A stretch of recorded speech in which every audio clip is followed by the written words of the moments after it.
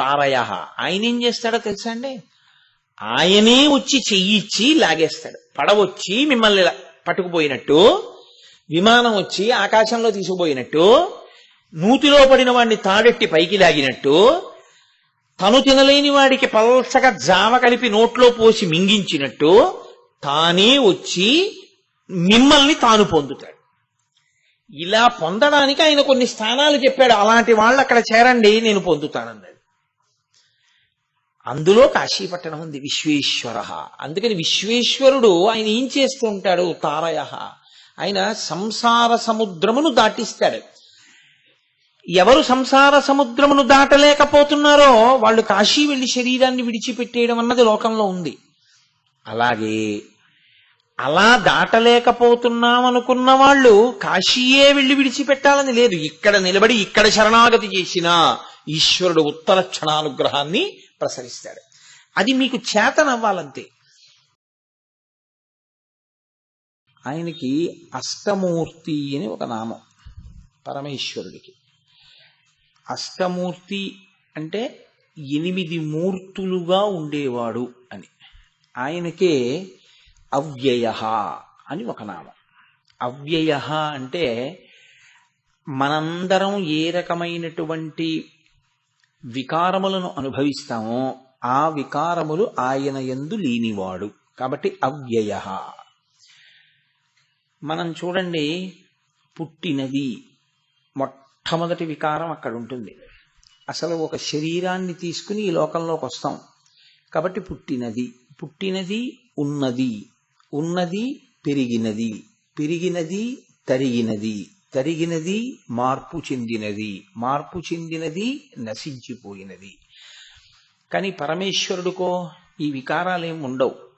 ఈ వికారాలేమీ ఉండకుండా ఉన్నటువంటి వాడు కాబట్టి ఆయన ఒక మూర్తిగా ఉండేవాడు కాడు.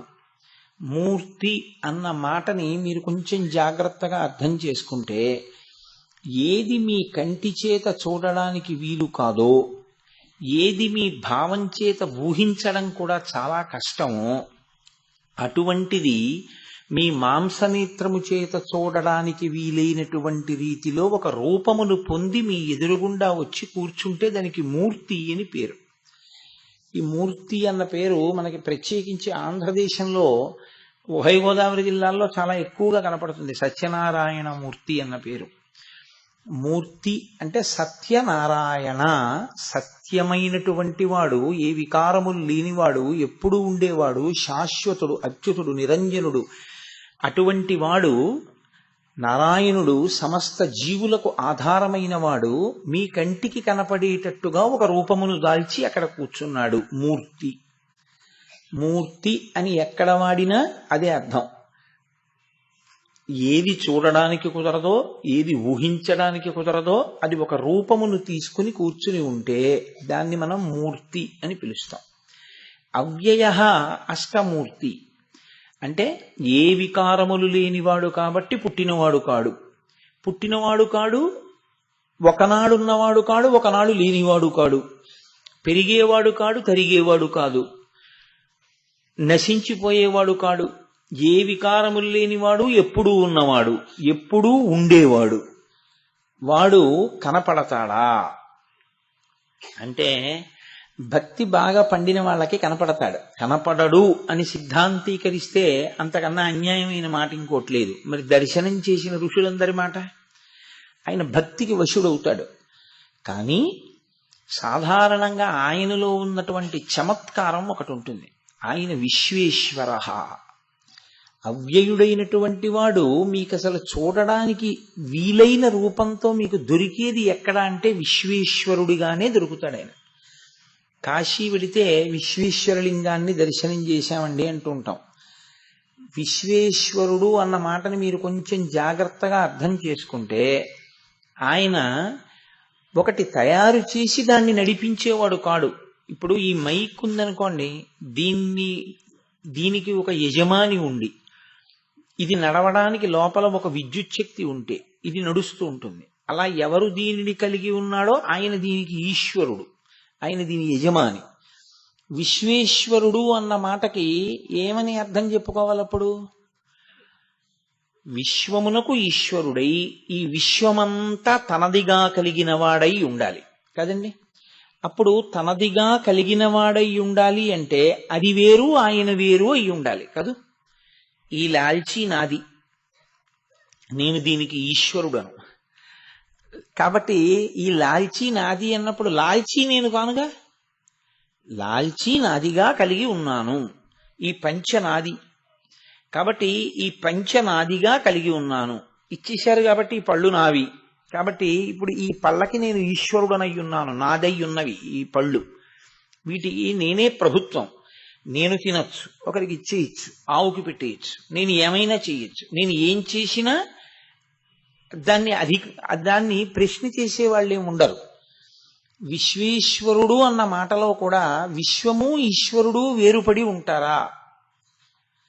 అలా విశ్వేశ్వరుడు ఆయన కాదు. మీరు కొంచెం జాగ్రత్తగా గమనించండి. ఈ మైకు తయారు చేసిన వాడు ఒకరు ఉండొచ్చు, ఆయన మాత్రం ఈ మైకులో దూరిలేడు. ఒక బండి తయారు చేసిన వాడు ఉండొచ్చు, ఆయన మాత్రం ఆ బండిలో దూరిలేడు. ఈ లాల్చీ బట్ట తయారు చేసిన వాడు ఒకడు ఉండొచ్చు, కానీ ఆయన దీనిలోకి అనుప్రవేశం చెయ్యలేదు. విశ్వేశ్వరుడు విశ్వమునందే ఉన్నాడు. యథార్థమునకు ఆయనే విశ్వముగా ఉన్నాడు. ఆయన దీనిని తనదిగా కలిగి ఉన్నవాడు కాడు, ఆయనే ఇదిగా ఉన్నాడు, విశ్వముగా కనపడుతున్నాడు. ఆయన లేకపోతే అసలు ఈ విశ్వము లేదు. మీకు నేను బాగా ఇంకా అర్థమయ్యేటట్టు చెప్పాలి అంటే, నేను కొంచెం గోధుమ పిండి మీకు ఇచ్చి, అయ్యా నేను ఉపన్యాసం చెప్పి వచ్చేటప్పటికి నాకు 4 పూరీలు చేసి పెట్టండి అన్నాను. నేను అట్నుంచి వచ్చేటప్పటికి ఉపన్యాసం చెప్పి వచ్చేటప్పటికి మీరు 2 చపాతీలు చేశారు. ఏమమ్మా పూరీలు చేసి పెట్టమన్నాను? పూరీ చేయడానికి ఏదో కుదరలేదులేండి, ఆ నూనె సరిగ్గా లేదు, అందుకని చపాతీ విశేషం అన్నారు. ఇప్పుడు గోధుమ పిండి అంటూ ఉంటే పూరీ చేద్దాం అనుకుని చేయకుండా చపాతీ చేసుకోవచ్చు. కానీ నేను గోధుమ పిండి ఇవ్వకుండా పూరియో చపాతీయో నీ ఇష్టం వచ్చింది చెయ్యన్నాను, చేయగలరా? అలా చేయడం కుదరదు. గోధుమ పిండి ఉంటే చెయ్యొచ్చు, గోధుమ పిండి లేకుండా పూరీ లేదు చపాతీ లేదు, రెండూ రావు. గోధుమ పిండియే పూరి అయినది. తత్తమ్మ అసి అది ఇది అయి ఉన్నది. పూరి ఏది అంటే నేనిచ్చిన గోధుమ పిండే పూరి. అందుకని యథార్థమునకు అది పూరి అని కొత్త పేరు సంతరించుకుంది, నామమును సంతరించుకుంది. నామమును ఒక పేరు సంపాదించుకుందేమో కానీ అందులో ఉన్నది మాత్రం గోధుమ పిండే. ఒకవేళ దాన్ని చపాతీ చేస్తే అప్పుడు ఉన్నది గోధుమ పిండే. అలా ఈశ్వరుడే ఇన్ని నామరూపములతో అంతటా నిండి ఉన్నాడు. అయితే వచ్చిన పెద్ద సమస్య ఎక్కడొస్తుందో తెలుసా అండి? ఆయనే అంతటా ఉండి ఆయనే నడిపిస్తూ ఉంటాడు. మధ్యలో అడ్డొచ్చేదాని పేరు తిరోధానము అంటారు. మనం సాధారణంగా 3 సంబంధం కలిగి ఉంటాం. సృష్టి, స్థితి, లయ. ఈ మాటలు ప్రతి వాళ్ళకి తెలిసి ఉంటాయి. సృష్టి ఉత్పత్తి చేయడం, స్థితి అది ఉండడం, లయ అది పడిపోవడం. ఇవి కాకుండా 2 ఉంటాయి, తిరోధానము అనుగ్రహము అని 2 మాటలు. తిరోధానము అంటే ఉన్న వస్తువు ఉన్నట్లు కనపడకుండా చేయుట. అలా చెయ్యగలిగిన ప్రబలమైన శక్తి మాయ. ఈ మాయ ఆధారమై ఈ మాయ తనదై, ఈ మాయ తనదై ఉండి తన చేత నియంత్రింపబడి తనని మాత్రం మాయ ప్రలోభ పెట్టకుండా తాను స్వతంత్రుడయ్యుండి ఈ మాయ వలన తాను కనపడకుండా నామరూపాత్మకమైన విశ్వము కనపడేటట్టు చెయ్యగలిగిన సమర్థుడెవడో వాడు విశ్వేశ్వరుడై ఉన్నాడు. ఆయనే ఉన్నాడు కానీ ఆయన కనపడడు. ఏం కనపడతాయి? నామరూపాలే కనపడతాయి. ఎందుకని అలా కనపడతాయండి అంటారేమో. కొన్ని కోట్ల కోట్ల కోట్ల జన్మలుగా ఈ జీవుడికి అలవాటు అయిపోయింది ఆ నామరూపాలని పట్టుకోవడం మాత్రమే అలవాటు. నేను మీకు ఒక ఉదాహరణ చెప్తాను, కొంచెం జాగ్రత్తగా పట్టుకునే ప్రయత్నం చేయండి. మీరు ప్రతిరోజు పూజ చేసేటప్పుడు అగరవత్తులు మీకు ఇటు పక్కన పెట్టుకోవడం మీకు అలవాటు అనుకోండి. ఒకరోజు మీరు ప్రయత్నపూర్వకంగా అగరత్తుల డబ్బా ఇక్కడ పెట్టుకోకుండా మీ వెనకాతల పెట్టుకున్నారనుకోండి, మీరు పూజ చేసేటప్పుడు ధూపమాఘ్రాపయామి అనేటప్పటికి చెయ్యి ఇలా పెడుతుంది. ఎందుకని అంటే ఇక్కడ అగరవత్తులు ఉంటాయని అలవాటు. అప్పుడు ఇక్కడ కనపడకపోతే అది వెంటనే జ్ఞాపకం తెచ్చేసుకుంటుందని మీరు అనుకోకండి. అది ఒక్క క్షణం ఇదేంటి అగరత్తులు ఇక్కడ లేవని ఆగుతుంది. అప్పుడు ఓ నేనే కదా వెనక్కి పెట్టుకున్నాను అని మళ్ళీ ఇలా వెనక నుంచి అగరత్తుల డబ్బా తీసుకుంటుంది. అలవాటైపోయినటువంటి మనసు యాంత్రికంగా ఎలా కదుపుతుందో జీవుడు కూడా కొన్ని కోట్ల కోట్ల కోట్ల జన్మలుగా ఏ అలవాటు చేసుకున్నాడంటే నామరూపములు చూడడం ఒకటే అలవాటు చేసుకున్నాడు. కాబట్టి అతనికి దాన్ని దాటి ఆ పొరని పైకెత్తి ఈశ్వరుణ్ణి చూడడం రాదు. ఇంకా అది ఎప్పుడూ నామరూపాలే చూస్తుంది. కానీ అనుగ్రహము అని ఒక మాట, తిరోధానము అనుగ్రహించి తెర తీసేవాడు ఎవరంటే విశ్వేశ్వరుడే. ఈ విశ్వేశ్వరుడు అన్న మాటని మీరు జాగ్రత్తగా అర్థం చేసుకుంటే ఆయన ఏం చేస్తాడంటే ఒక జ్ఞానమునిస్తాడు. ఆ జ్ఞానము దేనికి పనికొస్తుంది అంటే కుక్షింభరత్వానికి కాదు, కడుపు నింపుకోవడానికి పనికిరాదు. అది ఏం చేస్తుందంటే మాయా అన్న తెర పైకి తీసేస్తుంది. తీసేస్తే ఇక నామరూపములు కనపడవు, నామరూపములుగా ఈశ్వరుడే కనపడడం మొదలెడతాడు. ఇది నిజానికి అంతర్బహిశ్చ తత్సర్వం వ్యాప్య నారాయణ స్థిత. ఇది తప్ప నువ్వు తెలుసుకోవడానికి జీవితంలో ఏమైనా ఉందా? నాణ్య పంథాయనాయ విద్యతే అంటోంది ఋషి, అంటోంది మనకి శృతి.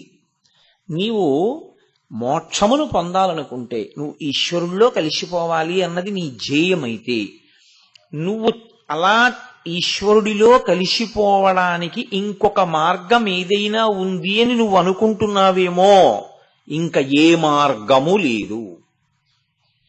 మీరు ఒక్కటే జ్ఞాపకం పెట్టుకోండి, మీరు పూజ చేసేటప్పుడు ఏం చేస్తున్నారు? మీ ఎదురుగుండా ఒక మూర్తిని పెడతారు. మూర్తి మీ కంటికి కనపడని దాన్ని ఆ కంటికి కనపడేదిగా భావన చేస్తారు. చేసి ఎదురుగుండా మూర్తిని పెట్టి పూజ ప్రారంభం చేస్తారు. పూజ ప్రారంభం చేసినప్పుడు ద్వైతంతో ప్రారంభం అవుతుంది. నేనున్నాను, ఈశ్వరుడున్నాడు. ఇప్పుడు ఈశ్వరుడు నేను ఒకటి కాదు, నా యందు ఈశ్వరుడున్నాడు. అసలు ఇదంతా ఈశ్వరుడే అనడు. ఆయన ఈశ్వరుడండి, నేను ఏముందండి, నేను మామూలు సామాన్యమైన వాడిని. అయ్య బాబోయ్, ఆయనకి నాకు పోలిక.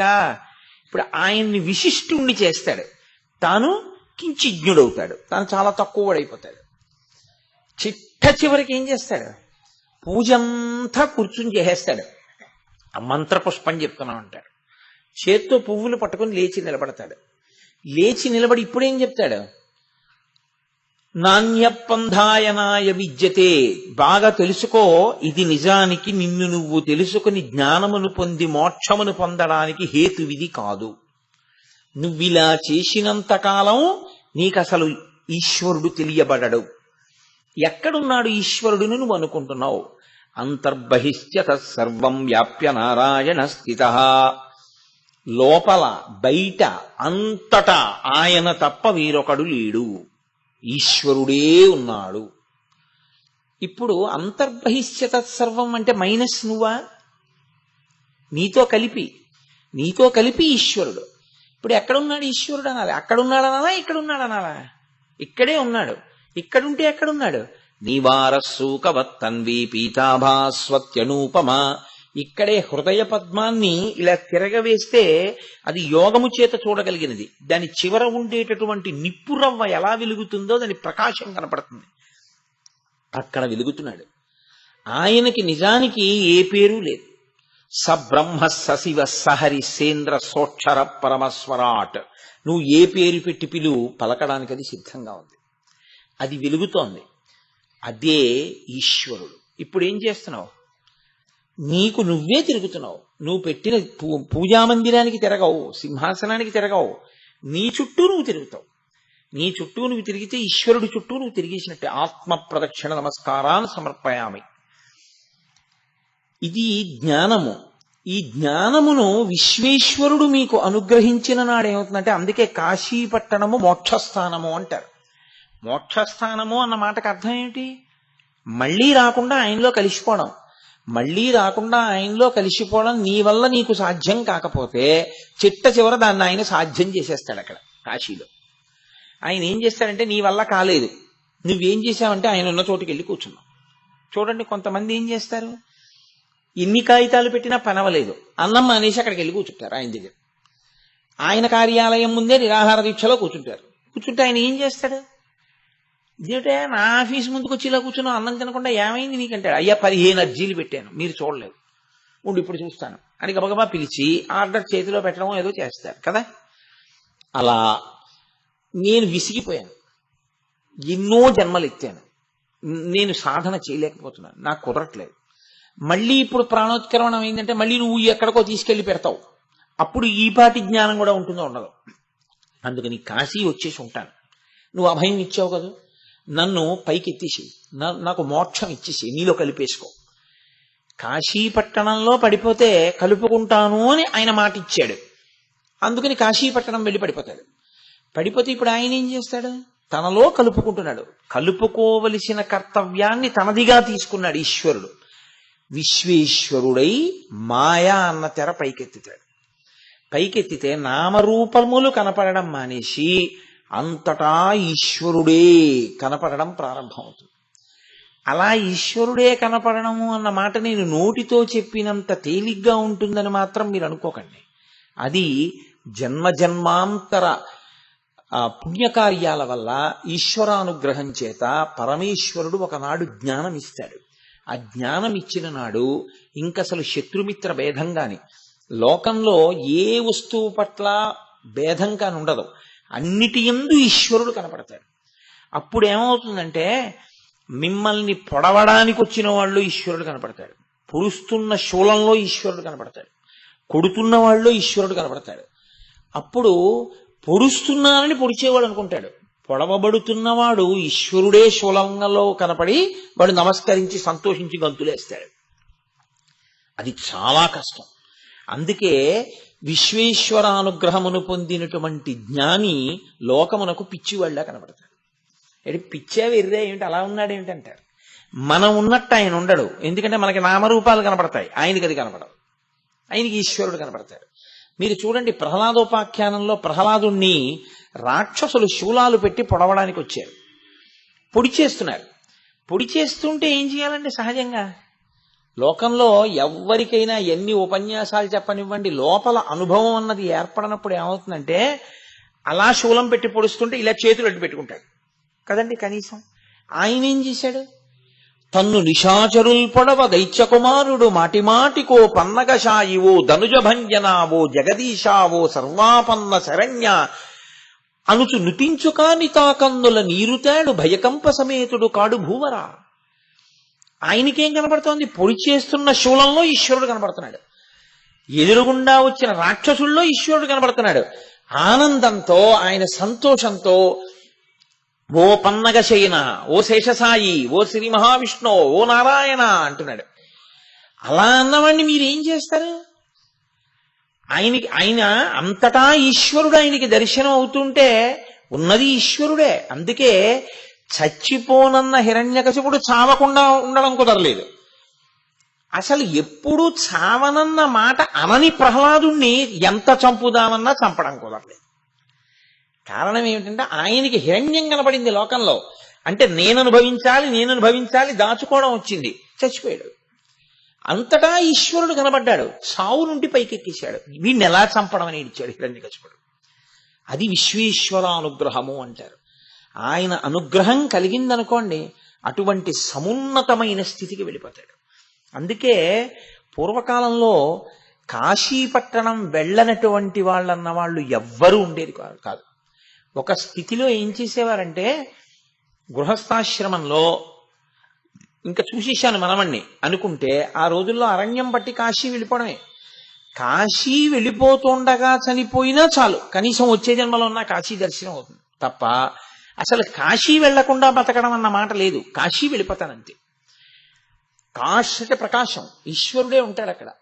కాబట్టి ఆ కాశీయందు విశ్వేశ్వరుడు ఉన్నాడు అంటే విశ్వముగా ఉన్నవాడెవరున్నాడో వాడే విశ్వేశ్వరుడుగా కాశీ పట్టణంలో మీకు కనపడతాడు. అంతటా నామరూపాలుగా ఉన్నవాడు ఒక గుర్తుగా అక్కడ కనపడతాడు. అది విశ్వేశ్వర లింగము.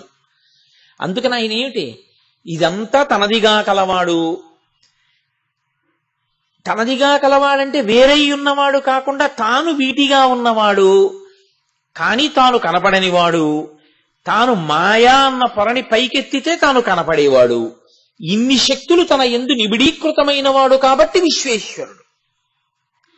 అందుకే వేదం ఏమంటుందో తెలుసా అండి? నేను ఈశ్వరుడు ఎక్కడున్నాడు చెప్తాను, కానీ ఈశ్వర దర్శనం మాత్రం నేను చేయించలేను. వేదం కూడా అదే అంటుంది. ఎందువల్ల? ఒక్కటే కారణం. విశ్వేశ్వరునకు ఉండేటటువంటి లక్షణం, మీరు ఇక్కడ ఉంటాడు అని తెలుసుకున్నంత మాత్రం చేత ఆయన దర్శనం మీకు అవ్వాలి అని ఏం లేదు. అందుకే కాశీ వెడతారు, కానీ విశ్వేశ్వర దర్శనం కాకుండా వెనక్కి వచ్చేసే వాళ్ళు ఉంటారు. ఆయన అనుగ్రహము లేకపోతే ఆయన దర్శనం ఉండదు లోకంలో.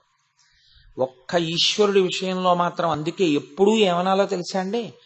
నేను దర్శనం చేశాను అనకూడదు, ఈశ్వరుడు దర్శనం ఇచ్చాడు అనాలి. మీకు అంతవరకు ఎందుకండి? హనుమ కన్నా ప్రాజ్ఞులున్నారా? అయిందా సీతమ్మ దర్శనం? నేను వెడుతున్నాను సీతమ్మ దర్శనానికి అన్నారు, అయిందా? ఆఖరికి ఏమన్నారు ఆయన సుందరకాండలో? నేను చేయడం ఏమిటమ్మా, నేను కాదు. నమోస్తు రామాయ సలక్ష్మణాయ దేవ్యై చ తస్యై జనకాత్మజాయ్. చూద్దాం అనుకుంటే కనపడిందా జనకుడికి? ఆయనకి దర్శనం ఇవ్వాలనుకుంది, దర్శనమిచ్చి జానకైంది. అలా సీతమ్మ ఇప్పుడు నాకు దర్శనమిచ్చి హనుమ దర్శనం చేశారనేటటువంటి కీర్తి నాకు ఇవ్వాలన్నారు, దర్శనమిచ్చింది. ఈశ్వర దర్శనము మన ప్రయత్నంతో అవదు. అలా ఈశ్వర దర్శనానికి ఇవి చేస్తే అవుతుంది అని లోకంలో ఏం లేదు. మీరు భక్తితో మీ కార్యాన్ని చేసుకుంటూ వెళ్ళిపోగా భక్తి పండిపోతే ఆయన ఏం చేసేస్తాడంటే తెరపైకి ఎత్తేస్తే నామరూపాత్మకముగా కనపడేటటువంటి జగత్తులో విశ్వమునందు విశ్వనాథుడు దర్శనమవుతాడు, విశ్వమునందు విశ్వేశ్వరుడు దర్శనమవుతాడు. అందుకే లోకంలో మీరు ఒక మాట చాలా జాగ్రత్తగా గుర్తుపెట్టుకోవాలి. 4 మాటలు ఎప్పుడు ఉంటాయి. ఈ 4 మాటలను మర్చిపోతే, ఈ 4 మాటల వెనక ఉన్న సిద్ధాంతాన్ని మీరు మర్చిపోతే మనుష్య జన్మ యొక్క ప్రయోజనాన్ని సాధించుకోలేడు, కష్టమైపోతుంది. ఎందుకో తెలుసా అండి?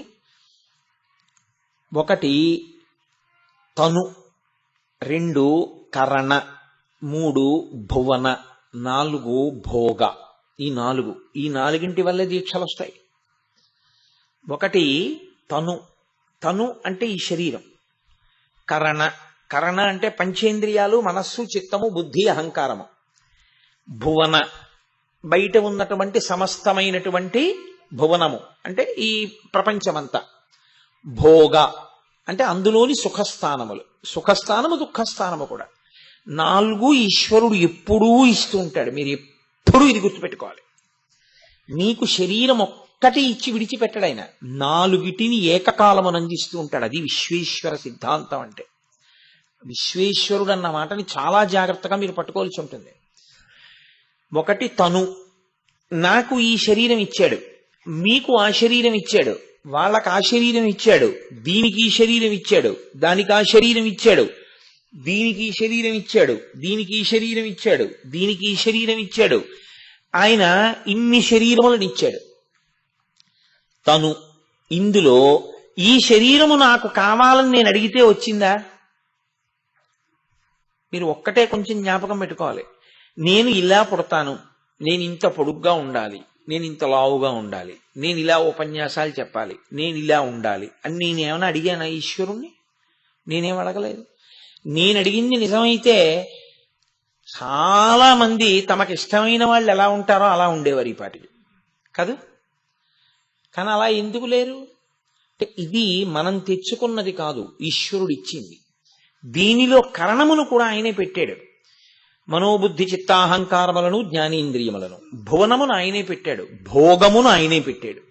అందులో 1 ఇందులోకి వస్తే భోగం అవుతుంది. మీరు కొంచెం జాగ్రత్తగా గుర్తుపెట్టుకుంటే అంతే. దాని వలన మీ మనసు తృప్తి పొందుతుంది. లేకపోతే ఎప్పుడూ తృప్తి అన్న మాట ఉండదు, భోగం అన్న మాట రాదు. భోగము అంటే ఏమిటో తెలుసా అండి? అది మీ అనుభవములోనికి వచ్చుట. అప్పటి వరకు భోగం ఉండదు. నాకు బందర్ లడ్డూ తినాలనుంది, తెచ్చి ఇక్కడ పెట్టారనుకోండి, నాకు భోగం అవ్వదు. ఎందుకని? లడ్డు ఇక్కడ ఉండిపోయింది, నేను ఇక్కడ ఉండిపోయాను. ఇప్పుడు ఆ లడ్డు నా నోట్లో వేసేసుకున్నాను అనుకోండి, భోగం అనుభవించేశాను, లడ్డు భోగం అయిపోయింది. అంటే నాకు అనుభవములోనికి రావాలి. భువనము భోగముగా మారిపోతూ ఉంటుంది. భువనములోనున్న స్థానములు భోగస్థానములుగా మీకు మారిపోతూ ఉంటాయి. బయట ఎండగా ఉంది, మీరు ఏసీ వేసుకుంటే భోగస్థానంగా మారిపోయింది అంతే, అదే గది. మీకు ఆకలేసింది, ఈ అరటిపండు నేను తినేస్తే నాకు భోగంగా మారిపోయింది. నాకు దాహం వేసింది, ఇన్ని నీళ్లు తాగేస్తే నా దాహం తీరిపోయింది, భోగంగా మారిపోయింది. ఒక్కటి జ్ఞాపకం పెట్టుకోండి జాగ్రత్తగా, అసలు ఈశ్వరుడు ఎందుకు ఈ నాలుగింటిని ఇలా ఇవ్వడం? నాలుగు తానే, కానీ నా స్థాయిలోకి వచ్చేటప్పటికి ఏమవుతుందో తెలుసా అండి, ఎప్పుడూ నాకన్నా మూడు వేరుగా ఉంటాయి. వేరుగా లేకపోతే మీకు భోగం ఉండదు. చాలా జాగ్రత్తగా పట్టుకోవాల్సి ఉంటుంది. మరి మీకు అర్థమయ్యేట్టు నేను చెప్పగలుగుతున్నానో లేదో, నా కరణము అంటే నాకు ఈ మనసు, బుద్ధి, చిత్తము, అహంకారము, నా జ్ఞానేంద్రియములు పనిచేస్తుంటే నేను భోగాన్ని అనుభవిస్తూ ఉంటాను. భువనం ఉండాలి, భోగం ఉండాలి, తను ఉండాలి, కరణం ఉండాలి. మీరొక్కటి జాగ్రత్తగా కొంచెం పట్టుకునే ప్రయత్నం చేయండి. ఏమి చేద్దామని ఈశ్వరుడు యొక్క ప్రయత్నం, ఎందుకు ఈ నాలుగు ఇచ్చినట్టు? పాడైపోట్లా మనం? ఇది ఇచ్చాడు, ఇంద్రియాలు ఇచ్చాడు, కాబట్టి నేనేం చేస్తున్నాను? కనబడ్డవన్నీ చూస్తూ ఉంటాను. ఆఖరికి నా చూపు ఎక్కడో నిలబడుతుంది, ఇది నేను అనుభవిస్తే బాగుండు. అప్పుడు అనుభవించడం అన్న మాటకు అర్థం ఏమిటి? ఇది తృప్తి పొందాలి, ఇది దాంతో సంగమంలోకి వెళ్ళాలి, వెళ్ళి అది నాలోకి ప్రవేశించాలి. ప్రవేశించి నా మనసు తృప్తి పొందితే అప్పుడు నాకు తృప్తి. కాబట్టి నేనేం చేస్తాను? కనపడ్డదాన్ని, నాకు కంటికి నదరగా కనపడిన దాన్ని నా దానిగా చేసుకుంటాను. యాపిల్ పండు తినేయాలనిపించింది తినేస్తాను, ఓ నేరేడు పండు తినాలనిపించింది తినేస్తాను. అరే అది ఈశ్వరార్పణం చెయ్యలేదు, దోషాన్ని నేను పట్టించుకోను. ఇప్పుడు మరి ఈశ్వరుడు ఎందుకు సృష్టించినట్టు ఈ నాలుగు? అసలు ఈ నాలుగు ఈశ్వరుడు ఇవ్వకపోతే గొడవే లేదు కదండి. ఇవి ఇవ్వబట్టి కదా. ఏదో భోగం అనుభవించాను అనుకోండి, అన్నా నువ్వు ఎందుకు రా పని చేశావు, నువ్వు ఆ పని చేశావు కాబట్టి నీకు పాపం వేసేస్తున్నాను, పో, రేపు పొద్దున చీమగానో ఏగ్గానో పో అంటున్నాడు. ఎందుకు ఈ నాలుగు? ఇక్కడే మీరు కొంచెం జాగ్రత్తగా పట్టుకోవాలి. ఈ నాలుగు ఎందుకు ఇస్తాడో తెలుసా అండి? పర్వతాలు పడిపోయినట్టు పడిపోయి ఉంటాయి మనం చేసిన పాపరాశులు, సంచితం అంటారు దాన్ని, అలా పడిపోయి ఉంటుంది. దాని నుంచి తప్పుకోవడానికి కావలసినటువంటి సాధనముగా దీన్ని ఇచ్చి పంపిస్తాడు. దాని నుంచి తప్పుకోవడానికి ఇదే సాధనం. దీంతో ఏం చెయ్యొచ్చు అంటే, భువనమునందున్నటువంటి భోగములను మీరు ఈశ్వరుడు చెప్పిన పద్ధతిలో అనుభవిస్తూ, ఇవన్నీ విశ్వమంత విశ్వేశ్వరుడే అని గుర్తించి మర్యాదతో ప్రవర్తించడం అలవాటైతే, మీ భక్తి వలన వస్తున్నటువంటి పుణ్యకర్మ ఒకనాడు జ్ఞానమునకు కారణమవుతుంది. జ్ఞానము కలిగిన ఉత్తర క్షణంలో సంచిత కర్మ దగ్ధమైపోతుంది. పుణ్యము పాపము కూడా దగ్ధమవుతాయి. దగ్ధమైన ఉత్తర క్షణంలో ఇక మళ్ళీ మీరు పుట్టవలసినటువంటి అవసరం ఇక ఉండదు. అప్పుడు ఈ తనువు, కరణము, భువనము, భోగము నాలుగు పోయి ఈ నాలుగుగా ఉన్నవాడెవడో వాడిలోకి మీరు లీనమైపోతారు. అందుకు ఇది ఇచ్చాడు. కానీ తిరోధానము అన్న మాటకు అర్థం ఏంటో తెలుసా అండి? అడ్డంగా ఓ తెర పడిపోతుంది. మనం ఏం చేస్తామంటే, అరే మనం ఆయన చెప్పినట్టు చేసి ఆయనలో కలిసిపోదామండం మానేసి, కంటికి కనపడనివన్నీ అనుభవించాలనేటటువంటి మాయకి వశులం అయిపోయి, ఈశ్వరాజ్ఞని ధిక్కరించి ఈశ్వరుడు ఎందుకు ఇచ్చాడో మర్చిపోయి మళ్ళీ భోగాల కోసమే వెంపర్లాడడం మొదలు పెడతాం. ఆ వెంపర్లాడడంలో ఏం చేస్తామంటే ధర్మపదాన్ని వదిలిపెట్టేస్తాం. వదిలిపెట్టేగానే మళ్ళీ పాపము, పుణ్యము ఇది ఇచ్చినా ఉపయోగం లేకుండా పోతుంది. పోతే ఈశ్వరుడు ఏం చేయాలి? నువ్వు ఉపయోగించుకోలేకపోయావు కాబట్టి మళ్ళీ అధోజన్మలలోకి వెళ్ళిపోవలసి ఉంటుంది. ఇలా వెళ్ళిపోకుండా కాపాడడం కోసమే ఆయన ఏం చేస్తాడంటే, ఒక్కొక్కసారి తారకః, తారయః అని ఆయనకి పేరు. మీరు ఎక్కడో అక్కడ విసుగు అన్నదోటి వచ్చిందనుకోండి, కొంచెం నేను చెప్పేది మీరు ఇవాళ కాస్త సావధానంగా పట్టుకోవాల్సి ఉంటుంది విషయాన్ని. విసుగు అన్నది ఒకటి రావాలి. అసలు ఆ విసుగు అన్నది రాలేదనుకోండి, చాలా సంతోషంగా ఉంటుంది చేసేది. మీరు అలా వెళ్ళిపోతున్నారు రహదారి మీద, మీ కారు టైర్ పంచర్ అయిపోయింది, మీరు వెళ్ళాలి కానీ కారు టైర్ పంక్చర్ అయిపోయింది. ఇప్పుడు ఇంకొక కారు, ఇంకొక స్టెఫినీ టైర్ దానికి వేసుకోవాలి, ఈ టైర్ ఇప్పేయాలి. మీకు రాదు, మీరు ఎవరిని అడగరు. మీరు ఎడతారా? ఎక్కడికన్నా పెడతారా? మీరు ఇంకో బస్సు ఎక్కరు, ఇంకో కారు ఎక్కరు. మీరు ఎవరిని ఆపి, అయ్యా నాకు ఈ కారు టైర్ వేయడం రాదు, నా కారు టైర్ పాడైపోయింది, కొంచెం టైర్ వేసి పెడుతురు అని అడగరు. అందులోనే కూర్చున్నారు స్టీరింగ్ కట్టుకుని. వెళ్తారా ఎక్కడికన్నా? ఎక్కడికి వెళ్ళరు. అట్టే మాట్లాడితే అందులోనే చచ్చిపోతారు కూడా కదండి. అన్నపానాదులేవి. అందుకే అప్పుడేం చెయ్యాలంటే సహాయం అడగవలసి ఉంటుంది మీరు కాదు. ఈ సహాయం అడిగేటటువంటి ప్రక్రియని, అంటే విసుగొచ్చింది, ఏ దిక్కుమాల కారు, ఈ కారుకు బయలుదేరాను, ఈ కారేమో మధ్యలో చక్రం ఊడిపోయింది, ఇదేమో వేయడం రాదు, ఇప్పుడు ఎలాగా? ముందు విసుగొచ్చి విసుగులోంచి ఎవరినో అపేక్షించాలనేటటువంటి బుద్ధి పుట్టాలి. తారయ అన్నమాట ఆయన ఉద్ధరించేస్తాడని మీరు అనకూడదు. ఎప్పుడు ఉద్ధరించేస్తాడండి మిమ్మల్ని? ఎప్పుడు సంసారాన్ని ఆయన దాటించేస్తాడు?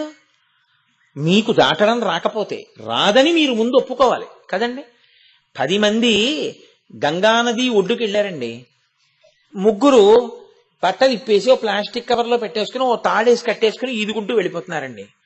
మీరు కూడా బట్టలు ఇప్పేసి ఓ ప్లాస్టిక్ కవర్లో పెట్టేసుకుని నడుము కట్టేసుకుని ఈతారా? మీకు రాదు ఈత. మీరేం చేస్తారు అప్పుడు? అరే వాడికి ఈత వచ్చినా హాయిగా ఈత కొట్టుకుంటూ వెళ్ళిపోతున్నారు మాట్లాడుకుంటూ. మనం ఏం చేస్తాం? ఓ పడవ కోసం నించుంటాం. ఓ పడవ వచ్చింది, మీరు ఆ పడవ ఎక్కి వెళ్ళిపోతారు. పడవని ఆధారం చేసుకుని ఎలా నదిని దాటారో, ఏ ఈశ్వరుడి మాయని మీరు దాటలేకపోతున్నారో సాధన చేత, ఆ ఈశ్వరుడికే చెప్పి నా వల్ల కాదయా నువ్వే నన్ను తరింప చెయ్యి అని శరణాగతి చేస్తే ఆయనే మిమ్మల్ని పొందడాన్ని కూడా అనుగ్రహమే అంటారు. ఆ స్థాయిలో ఏమవుతుందంటే మీరు నిజాయితీతో చెప్పవలసి ఉంటుంది, అది శరణాగతి. కానీ అక్కడ చాలా చాలా నిజాయితీ అవసరం అయి ఉంటుంది. అందులో ఇంకా మొహమాట పడకూడదు. మీరు ఈశ్వరుడి దగ్గరికి వెళ్ళి చెప్పేసేయాలి. ఎక్కడ మీరు లొంగిపోతున్నారో మీరు ఈశ్వరుడికి చెప్పాలి. అసలు సాధకుని యొక్క గొప్పతనం అంతా అక్కడ ఉంటుంది. అది తెలియని సాధన ఏదో కళ్ళకు గంతలు కట్టుకు తిరిగినట్టు ఉంటుంది. అందుకే ఆయన దగ్గరికి వెళితే సర్వోపాయ పరిత్యాగమును చేస్తాడు. అంటే నేనుగా ఈ మనసుని ఇంకా గెలవలేకపోతున్నాను. అది ఏం చేస్తోందంటే నువ్వు ఇచ్చిన తనువు, నువ్వు ఇచ్చిన కరణము భువన భోగముల యందు ఆసక్తితో ఉండిపోతున్నాయి. నిన్ను చూసే ప్రయత్నం చేయట్లేదు, నువ్వు చెప్పినట్టు వింటలేదు, మళ్ళీ పాడైపోతాను. నువ్వే ఏం చేస్తావో తెలుసా? నిన్ను పొందలేని నా అశక్తతని తెలుసుకొని నువ్వు నన్ను పొందేసేయి. అది శరణాగతి అంటారు. రుక్మిణీదేవేమంది? నేను నిన్ను పొందలేను, నువ్వు నన్ను పొంది. అప్పుడు ఆయన ఏం చేశాడు? ఆయనే ఆవిడ్ని పొందేశాడు. శరణాగతి ఎందుండే లక్షణం ఏమిటంటే మీరు ఎక్కడ ఇబ్బంది పడుతున్నారో ఈశ్వరుడికి చెప్పేస్తారు. అందులో మొహమాటం ఉండకూడదు. దూర్జటి వెళ్ళి చెప్పుకున్నాడు. ఆయన రాయల వారిని కూడా తను రాసిన పద్యంతో కావాలంటే రాజుని విమర్శించగలడు. కానీ ఆయనకున్న ఒకే ఒక లోపం ఏమిటంటే ఆయన స్త్రీ సుఖం నుంచి బయటికి రాలేకపోయాడు ఆయన పద్యాల్ని బట్టి. కాబట్టి చెప్పేశాడు ఆయన, రోషీరోయదు కామినీ జనుల తారుణ్యోరు సౌఖ్యంబులన్ బాసీబాయదు పుత్రమిత్ర ధన సంపద్భ్రాంతి వాంఛాలతల్ కుశీకోయదు నామ నంబకట నీకున్ ప్రీతిగా సత్క్రియలు చేసి చేయదు దీని తుళ్ళన చవే శ్రీకాళహస్తీశ్వర అన్నాడు. ఇప్పుడు తారయ ఆయన ఏం చేస్తాడో తెలుసా అండి? ఆయనే వచ్చి చెయ్యిచ్చి లాగేస్తాడు. పడవచ్చి మిమ్మల్ని పట్టుకుపోయినట్టు, విమానం వచ్చి ఆకాశంలో తీసుకుపోయినట్టు, నూతిలో పడిన వాడిని తాడెట్టి పైకి లాగినట్టు, తను తినలేని వాడికి పల్చగా జావ కలిపి నోట్లో పోసి మింగించినట్టు తానే వచ్చి మిమ్మల్ని తాను పొందుతాడు. ఇలా పొందడానికి ఆయన కొన్ని స్థానాలు చెప్పాడు. అలాంటి వాళ్ళు అక్కడ చేరండి, నేను పొందుతానన్నాడు. అందులో కాశీపట్టణం ఉంది, విశ్వేశ్వర. అందుకని విశ్వేశ్వరుడు ఆయన ఏం చేస్తూ ఉంటాడు? తారయ, ఆయన సంసార సముద్రమును దాటిస్తాడు. ఎవరు సంసార సముద్రమును దాటలేకపోతున్నారో వాళ్ళు కాశీ వెళ్లి శరీరాన్ని విడిచిపెట్టేయడం అన్నది లోకంలో ఉంది. అలాగే అలా దాటలేకపోతున్నామనుకున్న వాళ్ళు కాశీయే వెళ్లి విడిచిపెట్టాలని లేదు. ఇక్కడ నిలబడి ఇక్కడ శరణాగతి చేసినా ఈశ్వరుడు ఉత్తర క్షణానుగ్రహాన్ని ప్రసరిస్తాడు. అది మీకు చేతనవ్వాలంతే. మీరు ఈశ్వరుడి దగ్గరికి వెళ్ళి మనం చేసేటటువంటి పనిలో ఉండే పెద్ద ఇబ్బంది ఏమిటో తెలుసా అండి? నటన జీవితంలో అంతర్భాగంగా అయిపోతుంది మనకి. ఎప్పుడు త్రికరణ శుద్ధి అని ఒకటి ఉంటుంది శాస్త్రంలో. ఏమిటంటే మనుష్యుడు అలా ఉండాలి అంటుంది. తానేది మాట్లాడాడో అది చెయ్యాలి, ఏది చేస్తున్నాడో అది చెప్పాలి, మనసు దాని మీద ఉండాలి. కాబట్టి నోటితో చెప్పేది, మనసులో ఆలోచించేది, తాను చేసేది మూడు ఏకీకృతమైతే త్రికరణ శుద్ధి అంటారు. కానీ మనకేమవుతుందంటే ఈ మూడు ఎప్పుడు ఎగుడు దిగుడుగానే ఉంటాయి. నోటితో చెప్పేదోటి, తను చేసేదోటి, మనసుతో ఆలోచించేదోటి, మూడు విడిపోతుంటాయి. ఎప్పుడు మూడు ఒక గీత మీద నిలబడవు. రామో దీర్ణాభిభాషతే అంటాడు ఆయన రామాయణంలో. నాకు 2 మాటలు తెలియవమ్మా అంటాడంటే నేను మనసులో ఏమనుకుంటున్నానో, నేను ఏది చేద్దాం అనుకుంటున్నానో అదే చెప్తాను తప్ప నేను ఒకటి చెప్పి ఇంకొకటి చేయడం అన్నదే నాకు రాదమ్మా అన్నాడు. అది రాముడి యొక్క లక్షణం, ఆయన శీలం, ఆయన స్వభావం. అది మనకొక స్వభావం ఉంటుంది. మనం అనుకున్నది చెయ్యం, మనం చేసేది చెప్పం. మూడు ఎప్పుడు ఎగుడు దిగుడు అవుతాయి. ఈ మూడు ఎగుడు దిగుడు అయిపోవడం వల్ల వచ్చేటటువంటి నష్టం ఏమిటంటే నటుడు అంటే. నటుడు అన్నమాటకు అర్థం ఎక్కడో నటించిన వాడు కాడు, లోపల ఒకటి అనుకుంటూ పైకొకటి చెప్పిన వాడు నటుడు. కాబట్టి ఇప్పుడు ఏమైంది? ఇది రంగస్థలం అయింది. అందరూ నటులే, అందరూ నటీమణులే. బిరుదులు లేవు, పద్మశ్రీలు, నటరత్నలు, నట చక్రవర్తులు లేవు అంతే. కానీ ఒక్కొక్కడు చాలా గొప్ప నటుడు ఉంటాడు. లోకంలో ఆ నటనని ఆధారం చేసుకుని వాడు భోజనం చేస్తుంటాడు. ఇలా తయారైపోతే ఏమవుతుందంటే ఆ త్రికరణ శుద్ధి నశించిపోతుంది. ఇది కరణము అంటారు. ఈ కరణము ఎందుకు గతి తప్పుతుందంటే భోగము కొరకు. ఇలా చెప్పేస్తే ఏదో పని అయిపోతుందిగా, అలా చేసేద్దాం అంటాడంతే. అంతేకాని అలా నీ చెయ్యను. ఎందుకు చెయ్యవు? ధర్మం కోసం చెయ్యను. నేను ఏదనుకుంటున్నానో అదే మాట్లాడతాను, నేను ఏది మాట్లాడుతున్నానో అదే చేస్తాను. అలా నిలబడే ప్రయత్నం మొదలు పెట్టాడనుకోండి, అలా మొదలుపెట్టి మీరు సాధన చెయ్యగా చెయ్యగా చెయ్యగా చెయ్యగా వచ్చే ఒడుదుడుకుల్ని కూడా ఈశ్వరుడే దిద్దుతాడు. దిద్ది ఆ త్రికరణ శుద్ధిని ఏర్పాటు చేస్తాడు. కానీ నేను ఏదో ఉపన్యాసంలో చెప్పేసినంత తేలిక అని మీరు అనుకోకండి. కానీ అది దుస్సాధ్యము అని కూడా మీరు అనుకోకండి. అది సాధ్యమే. ఇది చెప్పు ఈశ్వరుడికి అని పూజ వచ్చింది. మనం ఏం చేస్తామంటే ఈశ్వరుడి దగ్గరికి వెళ్ళి పరమభక్తుళ్ళ కూర్చుంటాం. ఈశ్వరుడి దగ్గర చేసేదంతా నటనయే పూజ పేరుతో. ఎందుకో తెలుసా అండి? ధూపమాఘ్రాపయామి అంటాడు, చేయి తిప్పుతుంటుంది, తను ఎక్కడో తిరుగుతూ ఉంటాడు. నటనేనా? ఏది? మనసు ఎక్కడుంది అక్కడ? మనసు లేదు. మంత్రం ఒకటి, చేసే క్రియ ఒకటి. మంత్రం గడగడగడగడగడగడగడ వెళ్ళిపోతుంటుంది, తాను ఇక్కడ క్రియ ఇంకోటి చేస్తుంటాడు. క్రియ ఒకటి, మనసొకటి, నోరొకటి.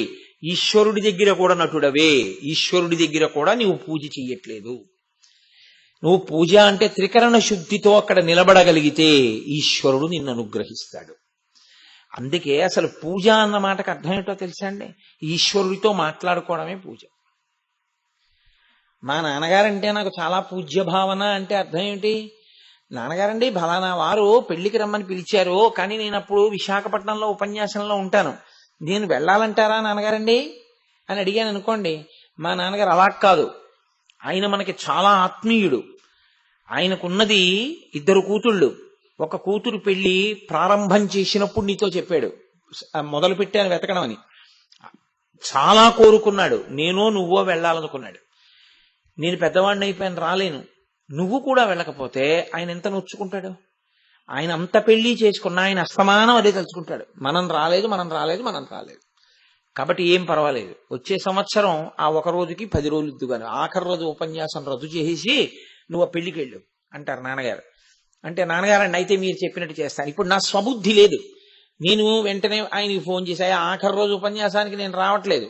ఎందుకంటే ఇది కారణం, మా నాన్నగారు ఇలా చెప్పారు, బాగుండదు, మా కుటుంబ సంబంధమైన విషయం, కాబట్టి నేను అక్కడికి వెళుతున్నాను. పెళ్లికి వెళ్తున్నారా లేదా? మీరు మీ ఇంటికి పెద్దవారైన నాన్నగారితో ఎలా మాట్లాడుతున్నారో, మీకు ఇబ్బంది వస్తే వెళ్ళి నాన్నగారండి ఏంటో ఇలా అయిందండి, మనసు బాగులేదని ఎలా చెప్తున్నారో, అలా మీరు మీకున్న ఈశ్వరుడితో చెప్పుకోగలరా? ఏమిటో మా ఆవిడ కింద పడిపోయిందండి, కాలు బెణికిపోయింది, ఈశ్వర చాలా నిప్పెడుతోంది, సరిగ్గా నడవలేకపోతోంది, నా మనసు కొంచెం ఇబ్బంది పడింది, నా మనసు కాస్త గాయపడింది, ప్రసన్నంగా ఉండలేకపోయాను. ఈశ్వర ఏమీ ఆపద అంతకన్నా ఎక్కువ లేకుండా కర్మఫలాన్ని అక్కడతో అనుభవింపచేసేసేయి తండ్రి. అందుకని ఒకవేళ ఏదన్నా చేసిన పాపం లేకుండా ఉంటే మనుష్య శరీరం ఎందుకు వస్తుంది, కానీ అంతకన్నా ఎక్కువ నన్ను ఖేద పెట్టకే అని మీరు త్రికరణ శుద్ధిగా ఈశ్వరుడితో మాట్లాడడం పూజ. అది ఎప్పుడు మాట్లాడతారు? ఆయన ఉన్నాడని మీరు నమ్మితేను. అది విగ్రహం అంటే మీరు ఎందుకు చెప్తారు? అది విగ్రహం అండి అన్నారనుకోండి, ఇంకెందుకు దానికి చెప్పడం ఎందుకు? దానికి చెప్పినా స్తంభానికి చెప్పినా ఒకటే మీ దృష్టిలో. అది మీ ఇంటి పెద్ద ఆయన, మీ నాన్నగారు, నాన్నగారికి నాన్నగారు, ఈశ్వరుడు ఆయన. ఆయన మిమ్మల్ని అనుగ్రహించగలడు అనుకుంటే మీరు ఈశ్వరుడికి చెప్తారు. మీరు ఈశ్వరుడికి చెప్పుకోవడం మీకు అలవాటు అయిపోతే మీకు పూజ. అది మీ అబ్బాయికి ఎంసెట్ లో బ్రహ్మాండమైన ర్యాంక్ వచ్చింది, పరిగెత్తుకుంటూ వెళ్ళి నాన్నగారండి నాన్నగారండి మీరు నన్ను అనుగ్రహించారు, నా కొడుక్కి మంచి ర్యాంక్ ఇచ్చారు, నాన్నగారు చాలా సంతోషం అని మీరు మీ పూజా మందిరంలోకి వెళ్ళి అన్నారనుకోండి, మీ ఇంట ఈశ్వరుడు ఉంటాడు. ఆఖరణ ఎప్పుడోసారి అందరికీ స్వీట్లు అవి అన్నీ ఇచ్చేసిన తర్వాత ఇవాళ పొద్దున్న 10 గంటలకి తెలిసిన రిజల్ట్కి ఊళ్ళో కనపడ్డ వాళ్ళందరికీ ఫోన్లు చేసి చెప్పారు, అందరికీ స్వీట్లు ఇచ్చారు. రేపు సూర్యోదయం అయిన తర్వాత పూజా మందిరంలోకి వెళ్ళాక మీకు గుర్తొచ్చాడు ఆయనకి చెప్పాలని.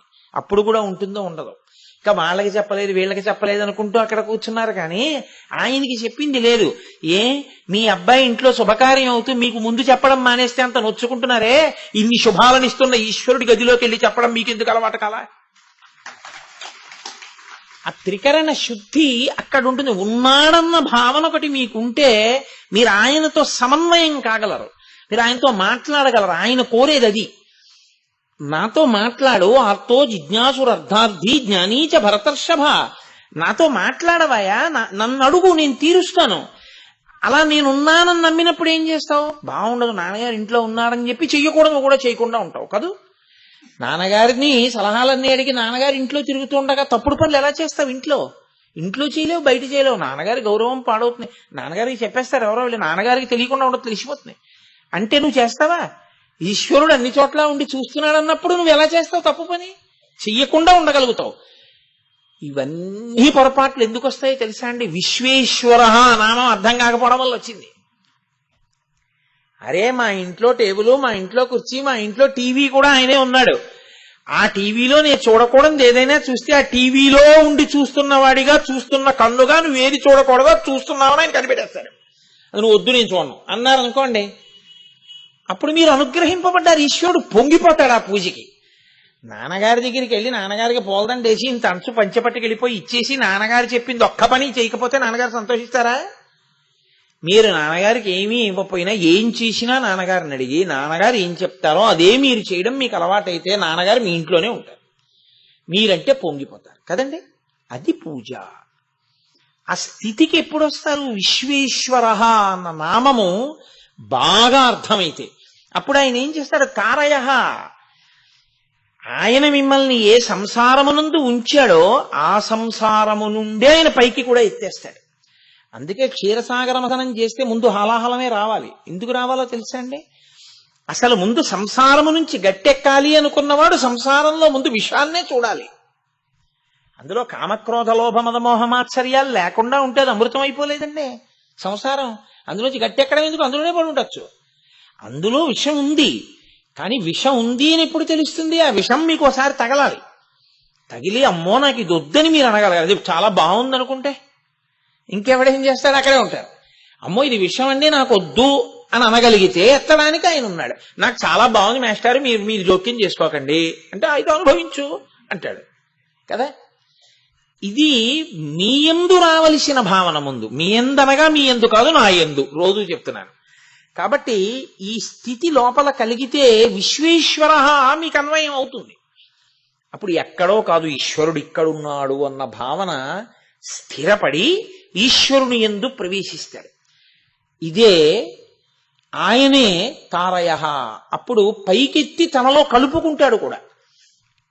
ఇది ఎక్కడి నుంచి ఎక్కడి వరకు ఉంటుంది అన్న విషయం మీద నేను మీతో చెప్పవలసి ఉంటే మనం ఏం చెప్తామంటే, ఈ తారయ ఈశ్వరుడు పైకెత్తి సంసారములోంచి పైకెత్తి కలుపుకోవడం అనేటటువంటిది కాశీపట్టణంలో చేస్తాడు, సంసారమును దాటిస్తాడు అంటాం కాదు. ఒక్క అక్కడే అని మీరు అనుకోకండి. అది ఇంక నేను ఏమీ చెయ్యలేకపోయాను అని అక్కడికి వెళ్ళిపోయి మోక్షాన్ని పొందొచ్చు. కానీ అలా వెళ్ళి చెయ్యమని కాదు అస్తమానమును. నీ మాట విని నీతో కలిసిపోతాను అని అడగడానికి అక్కడికి వెళ్ళమని. అది విశ్వేశ్వర. నేను ఇక్కడికి వచ్చి ఏ విశ్వనాథుణ్ణి చూస్తున్నానో ఆ విశ్వనాథుడే నాకు విశ్వమంత కనపడుగాక అని ప్రార్థించాలి.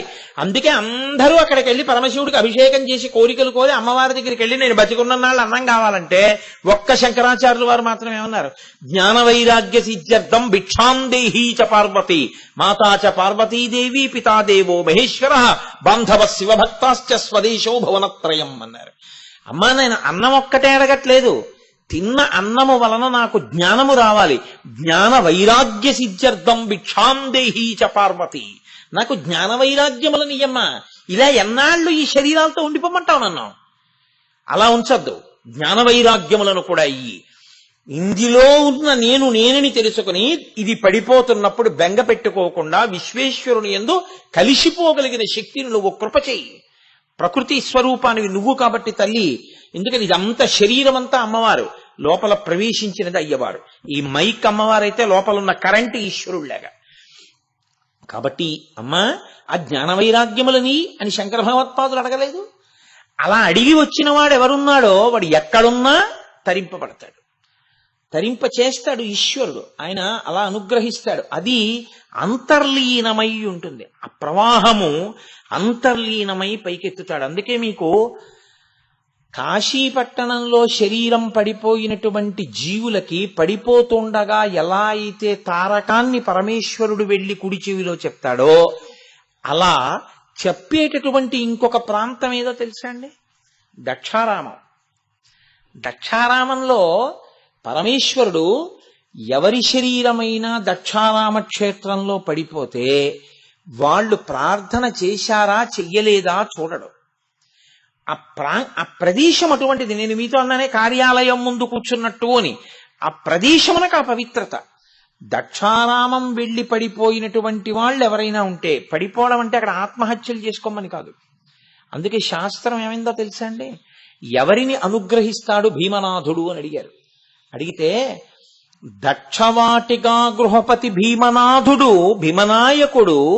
ఆ దక్షవాటిక మనం ద్రాక్షారామం అంటున్నది ద్రాక్షారామం కాదు, దక్షవాటిక. దక్షవాటిక గృహపతి భీమనాయకుడు.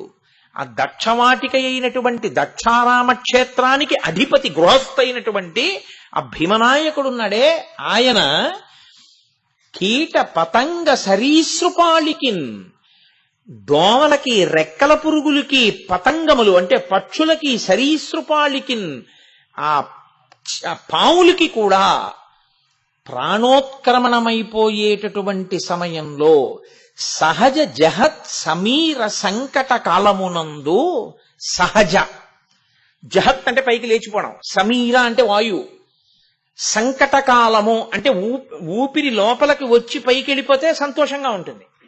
అలా కాకుండా అందట్లేదు అనుకోండి, అది సంకటకాలము అని పేరు దానికి. ఎందుకని పెద్ద నిద్రకు మాగన్ను పెట్టువేళ అంటాడు శ్రీనాథ మహాకవి. వెళ్ళిపోతున్నాడు ఇక, ఈ లోకంలోంచి వెళ్ళిపోతున్నాడు ఇక, శాశ్వతంగా కన్ను మూతపడిపోతుంది. అప్పుడు మీరు ఏది పట్టుకొచ్చి చేతిలో పెట్టండి, ఇక సుఖమన్న మాట ఏమి ఉండదు. ఇక ఓ లడ్డూ పట్టరండి, ఓ పండు పట్టరండి, ఆయన కోరుకున్నది పట్టరండి, కొడుకే ఉండనివ్వండి, కూతురే ఉండనివ్వండి, బంధువులే ఉండనివ్వండి, ఏమీ ఉండదు. ఇక సంకటకాలమునందు అది ఎప్పుడు సహజ. అక్కడికెళ్ళి ఆత్మహత్య చేసుకుంటే కాదు, సహజ జహత్ సమీర సంకట కాలమునందు కీట పతంగ సరీసృపాళికిన్ ఆయన దోమలు పురుగులు పాములతో సహా అన్నిటికీ కూడా వీణులయందు ఉపకారమునర్చు మధురమగు తారక మంత్రరాజమున్. ఆయనే వచ్చి కుడి చెవిలో చెప్తాడు. కుడి చెవిలో చెప్పి తారకాన్ని ఉపదేశం చేసి, నీ పాపములన్నీ నశించిపోయాయిరా, ఆఖరణ తారకం చెప్పావు, నన్ను చూస్తూ వెళ్ళిపోతున్నావు అని తనలో కలిపేసుకుంటాడు.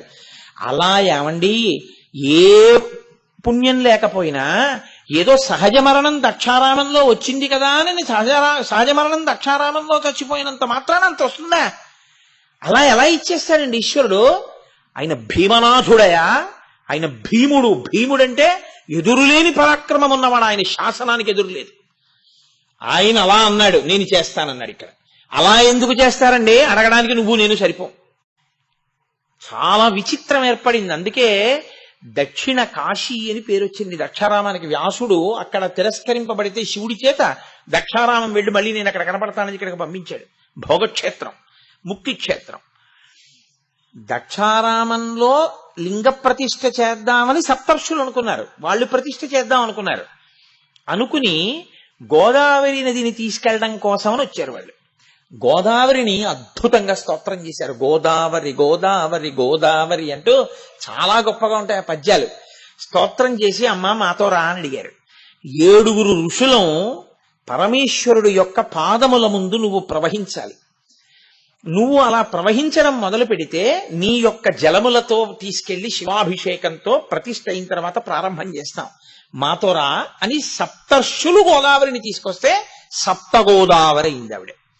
ఋషులు పక్కన ముందు నిలబడి స్తోత్రం చేస్తూ తీసుకెడుతున్నారు గోదావరిని.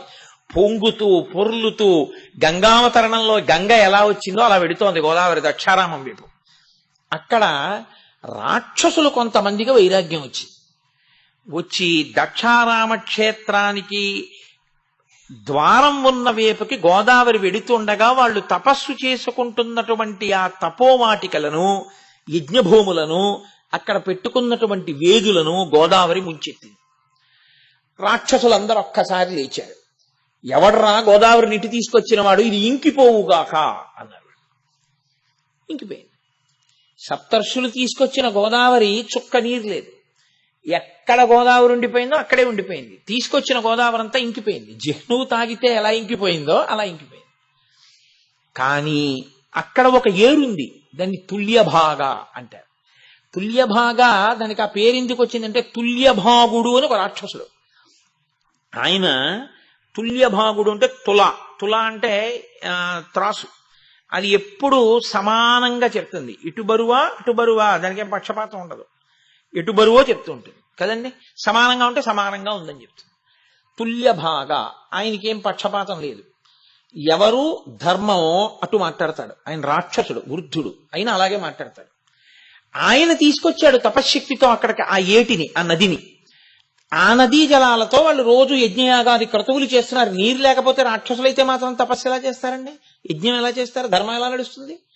అందుకని అది తుల్యభాగ ఆయన పేరు మీద వచ్చింది. ఆ నీళ్లే ఉన్నాయి అక్కడ. కష్టపడి సప్తర్షులు తీసుకొస్తున్నటువంటి గోదావరి ఇంకిపోయింది. అవతల ప్రతిష్టకి వేళ దాటిపోతోంది. ఇప్పుడు మళ్ళీ వెళ్ళి తీసుకొద్దామంటే రాక్షసులు అక్కడ అడ్డున్నారు. వీళ్ళకి గోదావరిని ఎలా తీసుకొద్దామన్న ప్రయత్నం పోయి, కలియుగం కదండి, ఇంత సప్తర్షులకి కోపం వచ్చింది. మేమింత కష్టపడి తెచ్చిన గోదావరిని ఇంకింప చేస్తారా? కాబట్టి మీకు దగ్గర ఉన్నటువంటి ఏరుందే తుల్యభాగ, దీని నదీ జనములు స్పృశింపబడుటకు అనర్హములగుగాక, ఇది దేవతార్చనకు పనికి రాకుండుగాక, ఈ నదీ స్నానములు త్రాగుటకు కాని స్నానములకు కాని పనికి రాకుండా పోవుగాక అని శపించారు. ఇప్పుడు తుల్యభాగ స్నానానికి పనికిరాదు, తుల్యభాగ పూజకు పనికిరాదు, తుల్యభాగ యజ్ఞయాగాదులకు పనికిరాదు.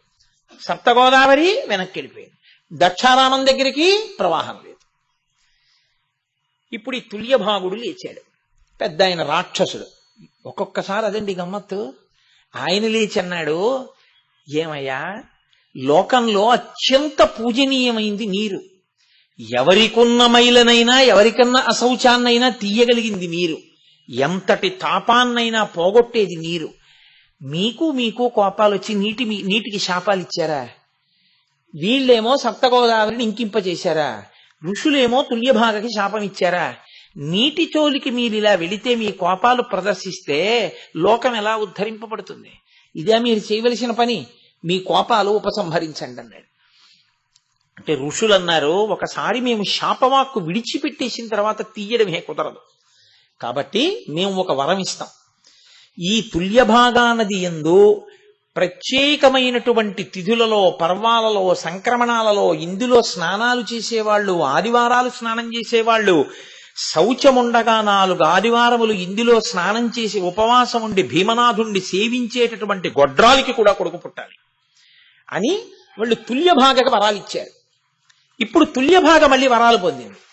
రాక్షసమునులు అన్నారు, మేము సప్తగోదావరిని ఇంకింపచేశాం, ఇప్పుడు సప్తగోదావరి రావడానికి అంగీకరిస్తాం, కానీ మేము ఇంకింపచేసిన నీరు మళ్ళీ మా అనుగ్రహంతో కదా వస్తోంది, గోదావరిగా వచ్చిన అనుగ్రహం లేదు ఇప్పుడు. కానీ ఈశ్వరుడు మమ్మల్ని అనుగ్రహించి పరమశివుడే సప్తగోదావరి అడుగున ప్రవాహంగా వెడుతుంటాడు. పైకి సప్తగోదావరి, అడుగున మాత్రం గోదావరి కాదు, నీరు కాదు, పరమేశ్వరుడే నీటిగా ఉంటాడు, భీమనాథుడే. కాబట్టి అంతర్వాహిని అంటారు. ఇక్కడ అంతర్వాహిని ఉందండి అంటారు, అంటే అడుగున ప్రవహించేది ఉంది అంటారు. అందుకే మీరు మిగిలిన క్షేత్రాలకి వెళ్ళి స్నానం చేస్తే చెప్పే మంత్రం వేరు. ఒక్క దక్షారామలో మాత్రం స్నానం చేస్తే ఒక మంత్రం చెప్పుకుని స్నానం చేయాలి. నమస్తే భీమనాథాయ సప్తగోదావరాంభసే. అంభసి అంటే నీళ్లు. ఎందుకంటే ఆయన గుమ్మం ముందు నుంచే కదండి వెడుతుంటుంది. మనం అటువైపు నుంచి వెడుతుంటాం, రోడ్డు మీద కార్లు అవి పార్క్ చేసే గేట్లోంచి ఎడతాం కాదు. అసలు ఎదురుగుండా పెద్ద రావి చెట్టు, శివలింగం, నంది, దాని వెనకాతలకి వెడితే మెట్లు దిగితే సప్తగోదావరి వెడుతూ ఉంటుంది. అక్కడ నిలబడి మీరు ఇటు తిరిగి తలుపులోంచి ఇలా చూస్తే మీకు పెద్ద రావి చెట్టు, ఆ రావి చెట్టు దగ్గర ఉన్నటువంటి ఒక నంది, దాని మొదట్లో శివలింగం, రావి చెట్టు వెనక ఒక పెద్ద నంది, ఆ పెద్ద నంది శృంగములలోంచి మీరు చూడగలిగితే అంత ఎత్తు చేతులు పెట్టి, లేదా దాని పక్కన నిలబడి చూస్తే ఎదురుగుండా ఇలా చుట్టూ గుడికి ప్రదక్షిణం చేయడానికి వెళ్ళేటటువంటి దారి, ఆ దారికి ఎదురుగుండా తలుపుల్లోంచి తెల్లటి లింగము యొక్క క్రింది భాగం మీకు కనపడతాయి. కాబట్టి మీరు గుడివేపుకి తిరిగి నమస్తే భీమనాథాయ అని, ఓ ఈశ్వరా మీకు నమస్కారం, సప్తగోదావరాంభసే, నేను ఈ సప్తగోదావరిలో స్నానం చేస్తున్నాను. ఇందులో బాహ్యమునందు సప్తగోదావరి ఉంది, ఋషులు తెచ్చింది. కానీ దానికి పాపములను తీయగలిగిన శక్తి లోపల అంతర్వాహినిగా నువ్వుండడం వల్ల ఉంది. నువ్వే ఉన్నావు దాని లోపల, ఈశ్వరుడే అంతర్వాహిని నీటిగా ఉన్నాడు. కాబట్టి నేను మునక వేసినప్పుడు అంతర్వాహిని నాకు తగలాలి. తగిలితే అదేం చేస్తుంది?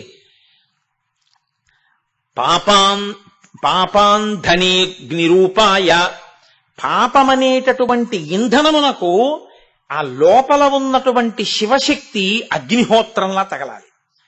అక్కడ ఒక బోలెడంత పెట్రోలు అక్కడ పెట్టి మీరు అగ్గిపుల్ల గీసిలా దగ్గరికి పెట్టారనుకోండి, అంతే, ఇక మీరు నిలబడలేరు. భగ్గన అంటుకుంటుంది ఆ పెట్రోల్ అంతా. ఇంధనము అంటే మండించేది, కష్టపడేదో పచ్చికర్ర అంటుకున్నట్టు అంటుకోవడం కాదు. అంత కిరసనాయిలో, అంత పెట్రోలో, గ్యాస్ ఉన్న చోటుకి వెళ్ళి అగ్గిపుల్ల పెడితే అలా భగ్గున అంటుకుంటుందో, అలా నాలో ఉన్నటువంటి సమస్త పాపములు అంటిపెట్టుకుని ఉన్నాయి. ఇవి నేను ములిగినప్పుడు అడుగున ఉన్నటువంటి ఈశ్వర స్వరూపమైన అంతర్వాహిని తగలడం వల్ల అన్నీ కాలిపోవుగాక. కాబట్టి నేనేం చేస్తున్నాను? అందుకొరకు ఈ నీటి యందు స్నానము కొరకు నేను మజ్జనము అంటే స్నానము చేయుచున్నాను అని నమస్కారం చేసి శివుడికి చెప్తే సప్తగోదావరిలో స్నానం చెయ్యండి అని చెప్తారు. తప్ప మీరు మామూలుగా వెళ్ళిపోయి అందులో ములిగేసేయమని కాదు. ఇది తెలిసి అక్కడ ములిగితే పాపములు దహించుకుపోతాయి. దహించుకుపోతే ఆయన ఏం చేస్తాడు? దక్షారామ క్షేత్రంలో ఉన్నవాడు, దక్షారామం వచ్చి శరీరం విడిచిపెట్టిన మహాపురుషులు ఉంటారు, లేదా విశ్వేశ్వరుని యొక్క అనుగ్రహమును మీకు పొందించి విశ్వమునందు విశ్వేశ్వర దర్శనం అయ్యేటట్టుగా చిట్ట చివరిలోనో మధ్యలోనో ఎప్పుడో అప్పుడు మాయా అన్న పొర పైకెత్తేస్తాడు. ఎత్తేస్తే ఇక విశ్వము కనపడడం మానేసి అంతటా విశ్వేశ్వరుడే కనపడతాడు. ఆయన దర్శనం చేస్తూ నవ్వుతూ సంతోషంతో ఆయనలో కలిసిపోయేటటువంటి అదృష్టాన్ని కృప చేస్తాడు. ఇది విశ్వేశ్వర. ఈ విశ్వేశ్వర తారయ, ఆయనే సంసారము నుండి గట్టెక్కిస్తుంటాడు. అటువంటి మహానుభావుడు ఎవరున్నారో ఆయనకి నమస్కారం. ఆయనే అవ్యక్త, ఆయనకేమీ వికారములు లేవు. పుట్టడం, వెళ్ళిపోవడం, ఉండడం అలా ఏం లేదు. ఇవి వెళ్ళిపోయినట్టు ఉంటుంది, కానీ ఆయన మాత్రం ఇది వెళ్ళిపోతుందేమో కానీ అంతటా ఆయనే ఉంటాడు. ఎందుకంటే ఇది పడిపోయిన భూమిలో కూడా ఆయనే కదండి ఉన్నాడు. అందుకని ఆయన ఎప్పుడూ ఉంటాడు. అందుకే మన వాళ్ళు చాలా పెద్ద సిద్ధాంతం ఒకటి తీసుకొస్తారు. అది పట్టుకు తీరాలి. అది పట్టుకోవడం అంత తేలిక ఇంకొకటి లేదు. అది నేను ఇప్పుడు నేను చెప్పినవి పట్టుకోవడం అయినా కొంచెం ఇంకా మాకు కాస్త ఇబ్బందిగా ఉందండి అనొచ్చేమో. ఇప్పుడు నేను చెప్పబోయేది ఏదుందో అది కష్టమండి అనేవాడు లోకంలో ఉండడు. ఎందుకు అలా వస్తుందో తెలుసా అండి? సనాతన ధర్మమునకు ఒక గొప్పతనం ఉంది. ఇది సర్వభూమికల యందున్న వారిని ఉద్ధరిస్తుంది తప్ప నేను ఇలా చెప్తాను, నువ్వు ఎదిగితే ఎదుగు, నీకు అందకపోతే నీ కర్మ పాడైపో అందం. నీకెంత అర్థం కాదు చెప్పు, నేను ఎంత కిందకు వస్తాను. నీకు ఇంకా అర్థం కాలేదా, ఇంకా కిందకి వెళ్తాను. ఇంకా అర్థం కాలేదా, ఇంకా కిందకి వెళ్ళిపోతాను. ఎంత కిందకైనా వచ్చేసి మిమ్మల్ని పైకి ఎత్తేస్తుంది. అలా పైకెత్తగలిగినటువంటి లక్ష్యముతో, అలా పైకెత్తగలిగిన శక్తితో సనాతన ధర్మం ఉంటుంది. అందుకే సనాతన ధర్మంలోకి ఇమడలేకపోవడం అన్నది అసలు ఎవ్వరికీ ఉండదు. నువ్వు పనికి మాలిన వాడివి అన్న మాట ఉండదు సనాతన ధర్మంలో. నువ్వు పాపిష్టివాడివి ఈ మాటలు ఉండవు. ఎందుకంటే అందరూ ఈశ్వరుడు. ఆ ఈశ్వరుడని తెలుసుకునేటట్టు చేయడానికి ఎంత కిందకైనా వచ్చేస్తుంది. అది ఈశ్వరుడు కదండి వచ్చేది. కాబట్టి ఆయన ఎంత కిందకైనా వస్తాడు. మీకు నేను ఒక ఉదాహరణ చెప్పాలంటే శివాష్టోత్తర శతనామ స్తోత్రంలోనే శివుడికి ఒక నామం ఉంది, అష్టమూర్తి. రోజు చెప్తున్నాం కదా, అష్టమూర్తిరనేకాత్మ సాత్విక శుద్ధ విగ్రహ అని. అష్టమూర్తి. ఇప్పుడు నాకు భగవంతుడు కనపడలేదు అన్నవాడు లోకంలో ఉండడు. మీకు ఇప్పుడే ఇక్కడే ఈశ్వరుణ్ణి చూపించేస్తాను. మీరు ఆ పవిత్రత మీరు ఏర్పరచుకోగలిగితే చాలు దృష్టికోణంలో. ఇక ఈశ్వరుడు కనపడలేదు నాకు సర్వేశ్వరుడు ప్రత్యక్షం కాలేదు, నాకు విశ్వేశ్వరుడుగా విశ్వమునందు ఈశ్వరుడు కనపట్టలేదు అని మీరనే అవకాశం ఏమి కొంచెం. అప్పుడు ఏం చేస్తారో తెలుసా అండి? ఇప్పుడు నేను ఇది చెప్పాక మీకు ఇంకా ఈశ్వరుడు తప్ప ఈశ్వరుడు లేని చోటు చూడడానికి లేకుండా చేసేస్తాడు. చేసేయడం కాదు, ఈశ్వరుడు అంత కిందకి దిగొచ్చేస్తాడు. ఎందుకంటే నేను నీకు అర్థం కాలేదన్న మాట నీ జీవితంలో అనడానికి వీలేదు. ఎంత కిందకైనా వచ్చేస్తాను. తండ్రికి తల్లికి ఉండే లక్షణం ఏమిటో తెలుసా అండి? ఎంత కిందకైనా దిగొచ్చేస్తారు. కారణం ఏమిటంటే పిల్లల్ని ఉద్ధరించుకోవడమే వాళ్ళ యొక్క లక్ష్యం, అంతే. నాకు ఒక ఆయనతో పరిచయం ఉండేది. ఆయన చాలా పెద్ద అధికారి చేశాడు, చాలా డబ్బు సంపాదించాడు. కొడుకు ఆయన సంతకాలు పెట్టేశాడు షూరిటీ కింద పెట్టేసి ఆయన ఆస్తి అంతా చూపించి అప్పులు చేసేశాడు. అప్పులు చేసేసి దుర్వ్యసనాలకు వశుడైపోయాడు. దుర్వ్యసనాలకు వశుడైపోయిన తర్వాత డబ్బు కట్టలేకపోయాడు. ఇప్పుడు ఈ షూరిటీ మీరేనా, మీరు కట్టండి అని చెప్పి పోలీసులు ఆ కాగితాలు అవి అన్నీ పట్టుకుని తండ్రి గారి దగ్గరికి వచ్చారు. నాకు ఇప్పటికీ తెలుసు, ఆయన పేరు నోటి వెంట గబుక్కుని వచ్చేస్తుందేమో అని నేను జాగ్రత్త పడుతున్నాను. ఆయన ఆ కాగితాలు చూసి ఆ సంతకం కొడుకు పెట్టేశాడు అని పసిగట్టారు. తన ఆస్తులన్నీ కొడుకు షూరిటీకి పెట్టేసి తన నిర్ధనుణ్ణి చేసేశాడు అని కనిపెట్టారు. ఆయన నేనే పెట్టానండి అన్నారు. అలా అనకపోతే కొడుకు కారాగారానికి వెళ్ళిపోతాడు అని ఆయన తనకున్నదంతా పోగొట్టేసుకుని ఆ అప్పులన్నీ తీర్చేస్తే ఆ కొడుకు ఈయనకి కనపడకుండా పోయాడు. కనీసం నాన్నగారు నాది తప్పయిందని చెప్పడానికి కూడా కనపడలా. చాలా కాలం తర్వాత మళ్ళీ కనపడ్డాడు. ఈలోగా ఆయన ఏం చేశారో తెలుసా అండి? అన్నం తినడానికి 70 ఏళ్ల వయస్సున్న వ్యక్తి, పెద్ద అధికారి చేసిన వ్యక్తి ఓ చిన్న ఉద్యోగం వెతుక్కుని ఆ ఉద్యోగం చేసి పొట్ట పోషించుకున్నారు. ఆయన తండ్రి ఎంత కిందకైనా వచ్చేస్తాడు, తల్లి ఎంత కిందకైనా వచ్చేస్తుంది తప్ప అరే ఎలా పోతే పోయాడు నాకు అనవసరం అనలేరు తల్లిదండ్రులు. పరమేశ్వరుడు కూడా అంతే. నేను తెలియలేదు అని నా బిడ్డలు బాధపడి బంధనమనందు పడిపోవడానికి వీల్లేదు. వాళ్ళకి నేను కనపడతాను. వాళ్ళు అలా అర్థం చేసుకోగలిగిన దృష్టి వాళ్ళకు ఉండాలి. వాడు ఆ తర్వాత ఏదో బాగుపడ్డాడో మంచి ఉద్యోగం చేసుకున్నాడు, ఏదో తండ్రి గారికి కొంత పట్టుకొచ్చి ఇచ్చాడు. పాపం ఆయన తర్వాతి కాలంలో వెళ్ళిపోయారు అనుకోండి, అది వేరే విశేషం. ఆ తల్లి గారు వెళ్ళిపోయారు, ఆ తండ్రి అందరూ వెళ్ళిపోయారు. నేను ఎందుకు చెప్తున్నానంటే కిందికి దిగి తండ్రి వచ్చేస్తాడు, కిందికి దిగి తల్లి వచ్చేస్తుంది. అలా పరమేశ్వరుడు కూడా దిగొచ్చేస్తాడు. ఆ దిగొచ్చేస్తే ఏమైపోతాడో తెలుసా అండి? మీ పూజనంతటినీ అందులోకే తీసేసుకుంటాడు. ఇంకా మీకు పూజ రాదనడానికి కూడా వీల్లేదండోయ్. నాకు పూజ రాదండి, నాకు మంత్రాలు రావండి, పురుష సూక్తం రాదండి, శ్రీ సూక్తం రాదండి అనడానికి వీల్లేదు. ఇప్పుడు నేను ఇది చెప్పాక నేను మీకు అష్టమూర్తి తత్వంలో శివుణ్ణి ఇప్పుడే ఇక్కడే ఈ క్షణంలోనే కొన్ని రూపాల్లో మీకు చూపిస్తాను. కాబట్టి నాకు శివదర్శనం అవ్వలేదనడానికి వీల్లేదు. మీకు అవుతుందంతే శివదర్శనం, అందరికీ అవుతుంది. ఎలాగో తెలుసా అండి, నా ప్రజ్ఞ కాదు, నా గొప్ప కాదు, ఆ ప్రజ్ఞ పరమేశ్వరుడు. ఆయన నేను అష్టమూర్తిని అని చెప్పుకున్నాడు. శంకర భగవత్పాదులు దీన్ని నిర్ధారణ చేస్తూ భూరంభం శనలో నిలోంబరమహార్నాథో హిమాంసు పుమాన్ ఇత్యాభాతి చరాచరాత్మకమిదం యస్యైవ మూర్త్యస్తకం నాణ్యత్కించన విద్యతే విమృశతాం యస్మాత్ పరస్మాత్ విభో తస్మై శ్రీ గురుమూర్తయే నమయిదం శ్రీ దక్షిణామూర్తయే అంటారు. భూరంభంశనలో నిలోంబర మహార్నాథో హిమాంసు పుమాన్. చరాచరాత్మకమిదం, కదిలేది కదలనిది కూడా 8గా ఈశ్వరుడు మారిపోవుచున్నాడు. మూర్తి అంటే నేను మీకు ఇందాక చెప్పా, మీ కంటికి కనపడనిది, మీరు చూడలేనిది, మీ ఊహకందనిది, మీ కంటికి కనపడేటట్టు, మీ చేత్తో ముట్టుకునేటట్టు, మీ కాలు తగిలేటట్టు దిగి వచ్చేసి మీకు కనపడితే మూర్తి అంటారు అని నేను చెప్పాను. అష్టమూర్తులుగా 8గా వచ్చాడు ఆయన. అందులో మొట్టమొదటిది భూమి. మీకు శివదర్శనం కాలా? మీరు ఇప్పుడు పరమశివుడు ఒళ్ళో కూర్చుని ఉన్నారు, పార్వతీ పరమేశ్వరుల ఒడిలోనే మీరు కూర్చుని ఉన్నారు. అవకపోవడం ఏంటి? అందుకే ఆయన్ని క్షితిమూర్తయే నమః అంటారు. ఈ భూమి అంతా కూడా పరమేశ్వర స్వరూపమే. అందుకే కన్న తండ్రి తనలోంచి ఆవిర్భవింపచేస్తాడు కొడుకుని కదండి. కొడుకు ఎక్కడి నుంచి వస్తాడు? ఆయనలో నుండే వస్తాడు కొడుకు. ఆయనలో హృదయము నుంచి కదులుతుంది ఆనందధార. అంత ఆనందము కలిగి గుండెల నుంచి ఆయన యొక్క తేజస్సు కదిలితే బిందువు, అప్పుడు కొడుకు వస్తాడు. అందుకే ఆత్మా వైపుత్రనామాసి, తండ్రి తేజస్సు గుండెనాశ్రయించి ఉన్నటువంటి బిందువు కదిలి కొడుకుగా వచ్చాడు కాబట్టి తండ్రియే కొడుకుగా ఉన్నాడు. ఇప్పుడు పరమేశ్వరుడు పృథివిగా ఉంటే ఆయన ఏం చేశాడు? సమస్త భోగములను ఆయన ఇస్తాడు. నేను మీతో తరచూ ప్రస్తావన చేశాను.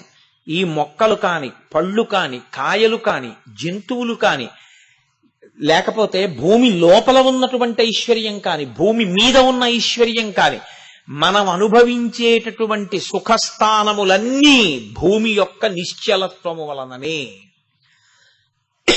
చరాచరాత్మకమిదం, ఆయన అలా ఉండి భోగములను అనుభవింపచేస్తాడు. ఇది బాగా కింది స్థాయిలో ఈశ్వరుణ్ణి తనకన్నా వేరుగా చూడాలనుకున్న వాళ్ళకి వెంటనే కనపడేటటువంటి తత్వం. ఇప్పుడు మీకు ఏమైందో తెలుసా అండి? మీ కర్మ ధర్మబద్ధం అవుతుంది.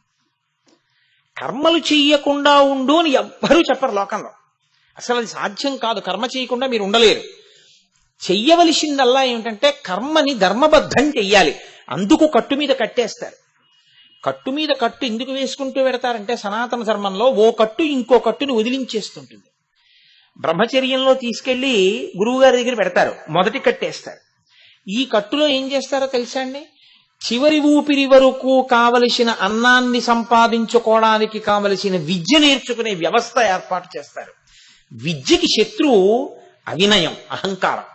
ఈ అహంకారం పోవాలంటే ఆ సమయంలో అహంకారమునకు కారణమైన వాటినన్నింటినీ త్రొంచవలసి ఉంటుంది. అందుకే జుత్తు దువ్వుకోడు, తాంబూలం వేసుకోడు, అద్దం చూసుకోడు, ఏకవస్త్రం కట్టుకుంటాడు. ఏకవస్త్రధరో ధన్వీ శిఖీ కనకమాలయ అంటారు రాముడి బ్రహ్మచర్యం గురించి వాల్మీకి మహర్షి. కట్టుకుంటాడు. భిక్షాన్నం, గురువుగారు 4 ఏళ్ల ముందుకు వెళ్ళి భిక్షాన్నం పట్టరా అంటారు. భవతి భిక్షాందేహి, భిక్షాన్నం తెస్తాడు. అమ్మ అన్నం పిల్లలకందరికీ ఎలా పెడుతుందో గురుపత్ని అలాగే పెడుతుంది. వాళ్ళందరికీ, అందరికీ సమానంగా పెడుతుంది. ఆ అన్నం తింటాడు. గురువుగారికి శుశ్రూష చేస్తాడు. గురువుగారి దగ్గర కూర్చుంటాడు. స్వాధ్యాయం, గురువుగారు చెప్పింది నేర్చుకుంటాడు. గురువుగారు చెప్పింది నేర్చుకుని జీవితాంతం బతుకుతాడు. ఇప్పుడు మొదటి కట్టేస్తారు. కానీ మనసుకి ఒక లక్షణం ఉంటుంది, దాని యందు కామ ప్రకోపం ఏర్పడుతుంది శరీరం ఒక వయసును పొందిన తర్వాత. ఇప్పుడు ఇంకో కట్టేసి ఈ కట్టు జారి చేస్తారు. పచ్చగడ్డిని నేను కొంచెం వదులుగా ఓ తాడేసి కట్టాను, తర్వాత ఇంకో కట్టేసి గట్టిగా కట్టాను, ఈ తాడేమవుతుంది? వదిలేస్తుంది. అలా గృహస్థాశ్రమం అన్న కట్టేసేస్తారు. ఇప్పుడేమవుతుంది? భార్య వస్తుంది. భార్య యందు కామము, దాని వలన అర్థము బిడ్డలు. బ్రహ్మచర్యం అన్న కట్టు జారిపోయింది. ఇప్పుడు ధర్మం అన్న కట్టేసుకుంటాడు. వేసుకుని గృహస్థుగా ఏ ధర్మం పాటించాలో ఆ ధర్మాలు. ఇంకలా భార్య పిల్లలు ఎప్పుడు తాళం చెవులు అదే. ఇప్పుడు ఈ కట్టు మీద ఇంకో కట్టేసుకుంటాడు, ఈ కట్టు వదిలేస్తాడు. వీళ్ళని విడిచిపెట్టి అరణ్యానికి వెళ్ళిపోయి ఆశ్రమంలో చేరిపోయి వానప్రస్థు, ఎప్పుడు తపస్సు. ఎప్పుడైనా పిల్లలు వస్తే అక్కడికి వస్తారు. ఎలా బాగున్నావా అంటే, నాన్నగారు ఇది ఇలా అది అలా. ఓ బాగుంది నాన్నగారు, మీరు ఏమో సలహా చెప్తారా, ఒకసారి ఫోన్ చేస్తారా? వదిలేశాను రావన్నీ. శుభం భూయాత్, క్షేమంగా ఉండండి, ఈశ్వరుని నమ్ముకోండి అంతే. వానప్రస్థు అలా గడిపేస్తాడు. దాని మీద ఇంకో కట్టేస్తాడు. పక్కన భార్యని కూడా కొడుకు కప్పచెప్పి కాషాయం కట్టుకుంటాడు. ఎక్కడా ఉండడు. భూమి అంతా సంచరిస్తూ దగ్గొస్తే దగ్గుమందు దగ్గు తీరడానికి వేసుకున్నట్టు ఆకలేస్తే ఆకలి తీరడానికి కావలసిన దాన్ని ఆకలి తీరే వరకు తింటాడు. అది చేతిలో ఏం పడిందో అది తింటాడు. నాకు ఒక మహాత్ముడు తెలుసు. ఒకానొకప్పుడు నేను భీమునిపట్నం వెళ్తే ఆయన దర్శనం అయింది నాకు. ఆయనకి ఆకలి వేస్తే వస్తారండి మీ అదృష్టం అన్నారు. ఆయనకి ఆకలి వేసింది, ఆయన కిందకు వచ్చారు. వచ్చి ఆవుల దగ్గర క్యాబేజీ తొక్కలు అవి పడేశారు. ఆయన అక్కడ కూర్చుని కొంచెం సేపు అవి తిని మంచినీళ్ళు తాగి మళ్ళీ వెళ్ళిపోయారు. అంటే ఇది అది అని లేదు, ఆకలికి దగ్గుమందు ఎలా వేసుకుంటామో అంతేగాని దగ్గుమందు వేసుకుంటే తగ్గిపోయింది కాబట్టి ఆ మందు వృధా చేయడం ఎందుకని దగ్గు తగ్గిపోయిన తర్వాత కూడా తాగేది కదా. ఏదో మూడు పూట్ల 3 టాబ్లెట్లు వేసుకోండి అంటే 3 పూట్ల 3 వేసుకోవాలి కానీ ఉన్నాయి కదా అని 30 నోట్లో వేసుకోకూడదు, చచ్చూరుకుంటాడు కదా. అలాగే ఆకలి తగ్గే వరకు తింటాడు. దగ్గొచ్చిన వాడు ఏమిటండి ఇది కమ్మగా లేదు, ఇందులో మసాలా దోశలా లేదు ఏమిటండి అంటాడేంటి? ఎలా ఉన్నా మింగాలి మందు. ఆకలి కూడా అనారోగ్యమే కాబట్టి ఆకలి అన్న వ్యాధి తీరడానికి మందుగా చేతిలో ఏది పడిందో అది తింటాడు. దూషణకి భూషణకి ఒకటే సమాధానం. ఎప్పుడు బ్రహ్మమునందు రమిస్తాడు. ఇల్లు లేదని బెంగలేదు. ఓ చెట్టు తొర్రలో ఉంటాడు, లేకపోతే పాడుబడిపోయిన ఇంట్లో ఉంటాడు, అలాంటి చోట్ల ఉంటాడు. చిట్ట చివరికి ఒక కౌపీనం పెట్టుకు తిరుగుతాడు. ఈ శరీరం పడిపోతున్నప్పుడు కూడా సాక్షిగా ఉండి శరీరాన్ని విడిచిపెట్టేస్తాడు. కట్టు మీద కట్టు ఎందుకేశాడు? ఇంకో కట్టు జారిపోవడానికి కట్లేసుకున్నాడు. ఆఖరికి వేసుకున్న కట్లు దేనికి పనికొచ్చాయి? అన్నీ జారిపోయి ఆయనలో కలిసిపోవడానికి పనికొచ్చాయి. సనాతన ధర్మము యొక్క చిట్ట చివరి ప్రయోజనం ఆయనలో కలిసిపోవడమే. కాబట్టి అందుకేస్తారు కట్లు. అంతేకాని ఈ కట్టు బాగా బిగించుకుని నువ్వే బయటికి రాలేనంతగా బిగించుకుని గిలగిలగిలగల కొట్టుకు చచ్చిపోమని కాదు. అందుకే అలా కట్టేసేసుకున్న వాడిని ఏమంటారంటే కట్టు వదుల్చుకోరని రానివాడు పట్టుపురుగు అయిపోయాడంటారు. పట్టుపురుగు చూడండి, తన మల్బరీ ఆకులు తింటుంది, పెద్దదవుతుంది, నోట్లోంచి పట్టు దారాన్ని వదులుతుంది. తనలోంచే వచ్చింది ఆ పట్టుదారం. చక్కగా దాన్ని అలా పట్టు కాయ అల్లుకుంటుంది, మెత్తగా ఉంటుంది. పడుకుని నిద్రపోతానని అందులో నిద్రపోతుంటుంది. పట్టు దారం మీద ఆసక్తే కానీ పట్టు పురుగు మీద ఆసక్తి లేదు ఆకులు పెట్టిన వాడికి. ఇది ఇంకా నిద్రపోయింది, ఇది ఇంకా నిద్ర లేచినా ఇందులోంచి బయటికి రాలేదు కాబట్టి ఇప్పుడు ఆ దారం బయటికి వదలడానికి దానికి అవకాశం లేదు. కాబట్టి ఆయన ఏం చేస్తాడంటే దాన్ని కోసేసి పురుగుని తీసాడనుకోండి, దారం అంతా ముక్కలైపోతుంది. అందుకని ఏం చేస్తాడంటే పెద్ద డేషా ఒకటి పెట్టి నీళ్లు బాగా మరిగించి ఈ నిద్రపోతున్నటువంటి పట్టు పురుగులున్న పట్టుకాయలన్నీ తీసుకెళ్లి అందులో పడేస్తాడు. పడేసి తిప్పుతాడు. తిప్పితే తను కట్టుకున్న పట్టుదారపు కాయలోనే ఉన్న పురుగు దాంట్లోంచి బయటికి రావడం చేతకాక కొట్టుకు చచ్చిపోతుంది. చచ్చిపోయాక ఆయన ఏం చేస్తాడంటే రాట్నానికి ఇటు కండికి పెడతాడు, ఇటు తిప్పుతాడు, దారం అంతా ఇటు వచ్చేస్తుంది. అందులో చచ్చిపోయిన పురుగు ఉంటుంది, కనీసం దానికి గౌరవం కూడా ఉండదు. బుట్టకెత్తే అసలు పారేస్తాడు, కాకులు పందులు తినేస్తాయి. సంసారమన్న కట్టు జార్చుకోవడం రాకుండా ఓ బంధనాలు వేసేసుకున్నవాడు పట్టు పురుగు చచ్చిపోయినట్టు చచ్చిపోతాడు ఆఖరికి. కాబట్టి కట్టు మీద కట్టు వేసుకుని కట్టు జార్చుకో. ఈ కట్టు జార్చుకోవడం కోసం ఉపాసన ఎక్కడ మొదలవుతుంది? ఉపాసన అంటే మీతో నేను మనవి చేశా, ఈశ్వరుడికి దగ్గరగా ఉండడం. అసలు ఈశ్వరుడు ఎప్పుడూ ఇక్కడే ఉన్నాడు. ఆయన మీద కూర్చున్నావు, ఆయన ఒళ్ళో కూర్చున్నావు, ఆయన ఒళ్ళో ఆడుకుంటున్నావు, ఆయన ఒళ్ళో తింటున్నావు, ఆయన మీదే బతుకుతున్నావు. అసలు ఇలా లేస్తూనే అక్కడ వచ్చింది ఉపాసన. గుళ్ళేదు గోపురం లేదు అనకు, ఎక్కడ లేడు ఈశ్వరుడు, పృథ్వీగా ఉన్నాడు. కాబట్టి సముద్రవసనే దేవి పర్వతస్థల మండలే విష్ణుపత్ని నమస్తుభ్యం పాదస్పర్శం క్షమస్వమే. అమ్మా, నిన్ను నేను పాదంతో తన్ని దిగవలసి వస్తోంది. చిన్నతనంలో అమ్మ పాలిస్తుంటే పాదంతో నేను తన్నినా కూడా అమ్మ ముద్దు పెట్టుకుని పాలిస్తే పెరగడినటువంటి అలవాటుతో కృతజ్ఞుడమైన నేను ఇప్పుడు కూడా నిన్ను కాలుతో తన్ని లేచి తిరుగుతున్నానమ్మా, నన్ను మన్నించు అని భూమి మీద నేల మీద పడి ముందు నమస్కారం చేసి లేచి నిలబడతాడు. అంటే ఇప్పుడు మీరు చేసే కర్మ ధార్మికం అయిపోయిందా లేదా? ఇప్పుడు మీరు ఈ భూమి మీద ఉండి ఇష్టం వచ్చినట్లు మీరు ప్రవర్తించగలరా?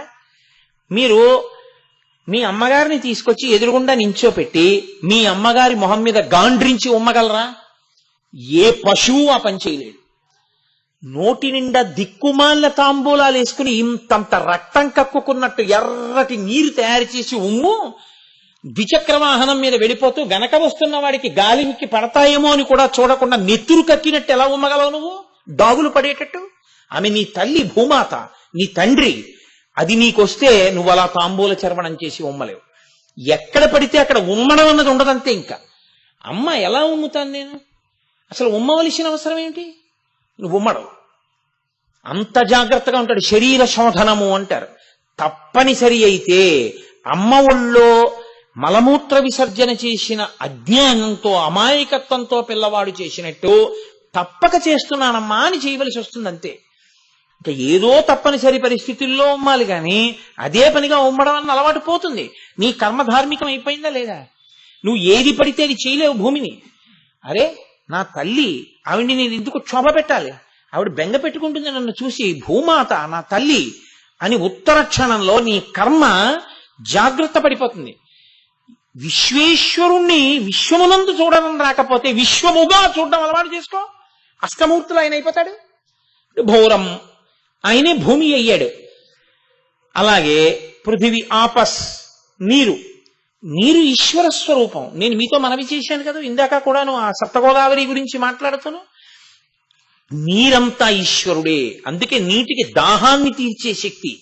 నీటికి ఇక్కడ దాహం తీర్చడం కాదు, నీటికి దాహం తీర్చే శక్తి ఎక్కడి వరకు ఉంటుందో తెలుసా అండి? 10వ రోజున శరీరాన్ని విడిచిపెట్టేసినటువంటి జీవుడు దక్షిణాభిముఖంగా వెళ్ళిపోవడం మొదలు పెడతాడు. ఆ జీవుడు వెళ్ళిపోయేటప్పుడు భటులు కొట్టుకుంటూ తీసుకెడుతుంటే విశేషమైన దాహాన్ని పొందుతాడు. అప్పుడు దేహబంధువులే కాదు, ఆత్మీయులైన వాళ్ళందరూ వెళ్ళి యజ్ఞోపవీతాలని అపసవ్యం చేసి ఆ ధర్మోదకాలు అని చెప్పి నీళ్లు విడిచిపెడతారు. ఈ నీటిని జీవుడు తాగి వెళ్ళిపోతాడు. నీరు ఇంకో లోకానికి పంపిస్తుంది జీవుణ్ణి. అందుకే కదూ గంగావతరణంలో భయంకరమైనటువంటి మరణం, అందున మహాభక్తులైనటువంటి వారి కోపాగ్నికి దగ్ధమైతే అసలు భూమి మీద ఉన్న నీరు వాళ్ళని ఉద్ధరించదు. కాబట్టి గంగను తీసుకురావలసి వచ్చింది. కాబట్టి దిక్కుమాలిన చావు చచ్చిపోయేంత తప్పులు చేయకు. నిన్ను ఉద్ధరించడానికి ఇక్కడ నీళ్లు కూడా పనికి రాకుండా పోతాయి. పెద్దల కోపం వచ్చేటట్టుగా ఎప్పుడూ ప్రవర్తించకు. కాబట్టి నీరు ఎంత ధర్మం, ఎంత ఉద్ధరిస్తుంది. అర్ఘ్యమిచ్చి తరించిపోవచ్చు, సూర్యభగవానుడికి అర్ఘ్యమిచ్చి తరించిపోవచ్చు, నీళ్లు పోసుకొని అశౌచాన్ని విడిచిపెట్టచ్చు, ఆచమనం చేసి స్థూల సూక్ష్మ కారణ శరీరములోని తాపములను చల్లార్చుకోవచ్చు, నీటితో వంట చేసుకోవచ్చు, నీటితో నీవు భూమికి అంటే నువ్వు ఉన్నటువంటి ఇంటికి శౌచాన్ని ఏర్పాటు చేసుకోవచ్చు నీళ్లు చల్లి. ఇంత గొప్ప శక్తి కలిగినటువంటి నీరు ఈశ్వర స్వరూపమే. అందుకే మా చిన్నతనంలో నాకు బాగా జ్ఞాపకం, చాద మా చిన్నతనంలో తెలియక తాడంతా ఎడం చేతిలో చివర పట్టుకుని చాదోసారి వదిలేసేవాళ్ళం. ధబ్బని వెళ్ళి పడేది. 2-3 మాటలు వేసి అలా నీళ్లు తోడుకుని గజేంద్ర మోక్షంలో స్నానం చేస్తుండేవాళ్ళం సాయంకాలాలు. వెనక నుంచి వీపు పగిలిపోయేట్టు దెబ్బ పడేది. వెనక్కి చూస్తే మా అమ్మో, మా అమ్మమ్మో, మా నాయనమ్మో ఎవరో ఉండేవారు. అబ్బా ఎందుకు అలా కొట్టామంటే, ఏమిట్రా ఆ చాదేయడం, నీటికి అలా తగలచ్చా? నీటికి అలా తగిలితే వరుణదేవతాను ఆగ్రహానికి గురవుతావు. తప్పు, నీటిని అలా కొట్టకూడదు. ఏం మెల్లిగా వేలేవా చాదా? ఏమిటా తప్పుడు చేయడం?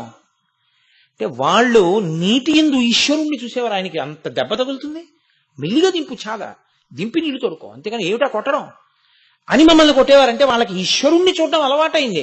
అందుకే వాళ్ళు 70 ఏళ్ళు 80 ఏళ్ళు ఏమీ లేకుండా హాయిగా ఉన్నారు. ఇంకా వాళ్ళ చేత్తో పడ్డ వీపు మీద దెబ్బలు, వాళ్ళ చేత్తో పెట్టిన అన్నం కాబట్టి ఈ పాటి మాట వస్తుంది నోటి వెంట. కాబట్టి నీరు ఈశ్వరుడు.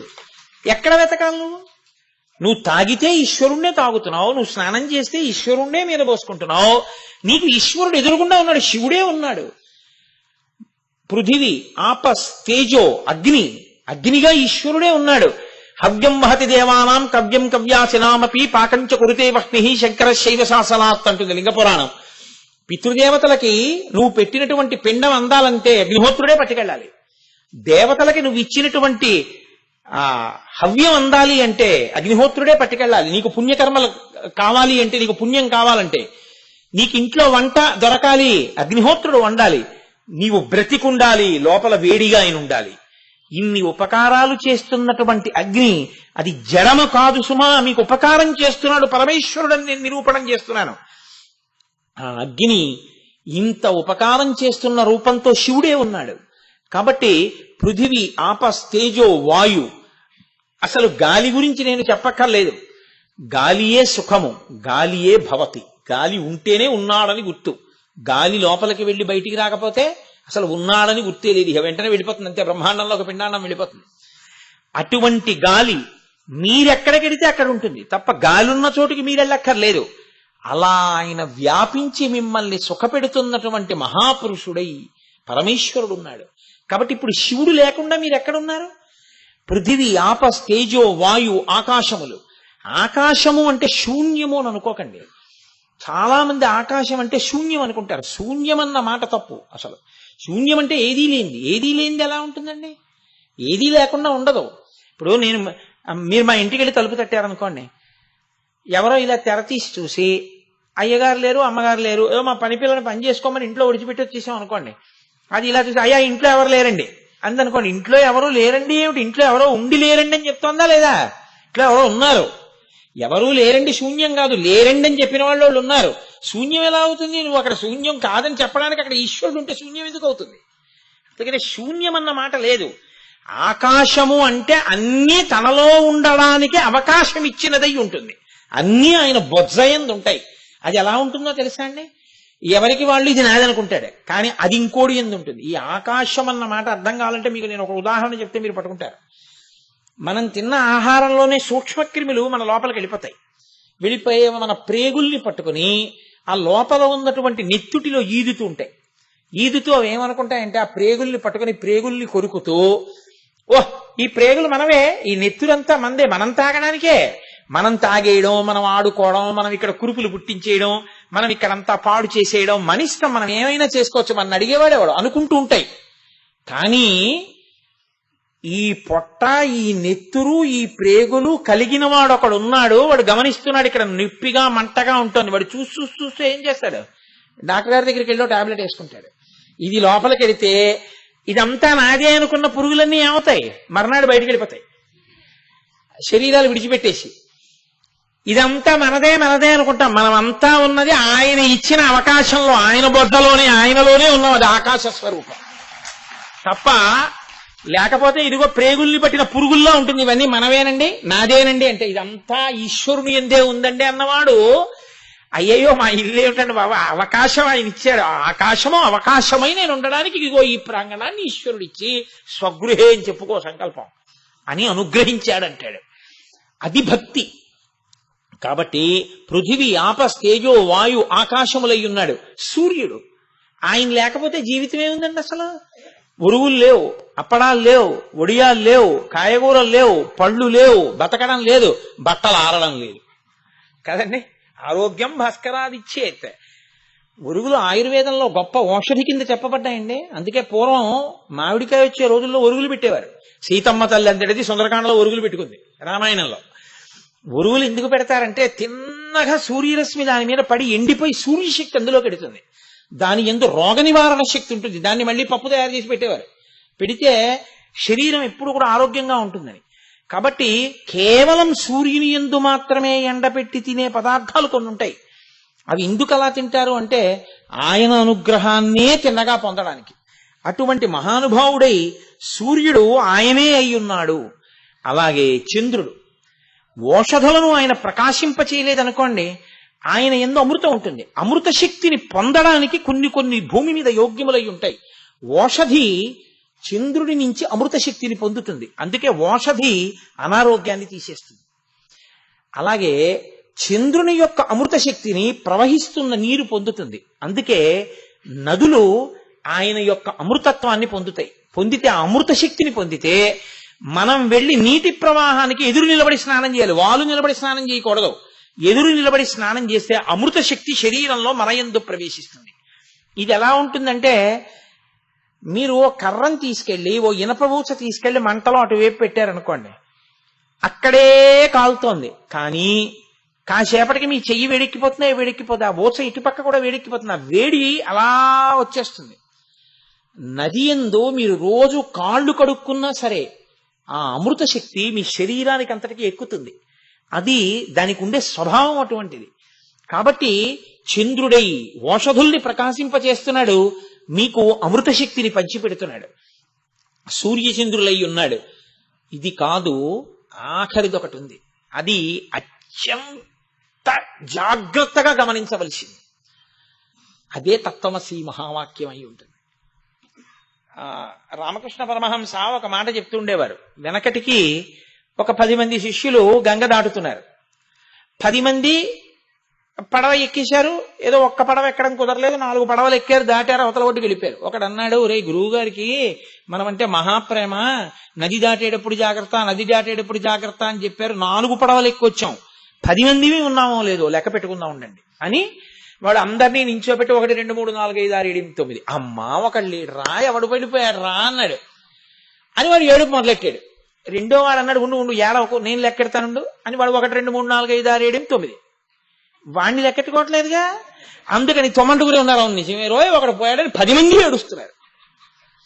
10 మంది అంత ఏడుస్తుంటే అటుగా పోతున్న ఒక ఆయన వచ్చి అన్నాడు, ఎందుకు ఏడుస్తున్నారా అన్నాడు. అయ్యా మేము 10 మందిని బయలుదేరామండి, ఎవడు పోయాడో తెలియట్లేదు, ఒకడు పోయాడు గంగలో. 10 మందేనా మీరు? అవును 10 మంది ఉన్నారుగా. 10 మంది 1 2 3 4 5 6 7 8 9 10. మరి అదేంటంటే నేను లెక్క పెడితే రావట్లేదు అన్నాడు. నీ మొహం, నీతో కూడా లెక్కెట్టుకో. ఆ 9 10 అవునండో ఉన్నా అన్నాడు. ఇప్పుడు కొత్తగా వచ్చాడా? వాడు ఎప్పుడూ ఉన్నాడా? ఎప్పుడూ ఉన్నాడు. ఎప్పుడూ ఉన్నవాడు లేడని వాడు అనుకుని వాడు లేడు అనుకుంటున్నాడు. అలా నేననుకున్న జీవుడు కాదు, జీవుడు ఈశ్వరుడే. ఆయన కూడా పుమాన్, లోపల ఉన్న జీవుడు పురుషుడు కూడా ఈశ్వరుడే.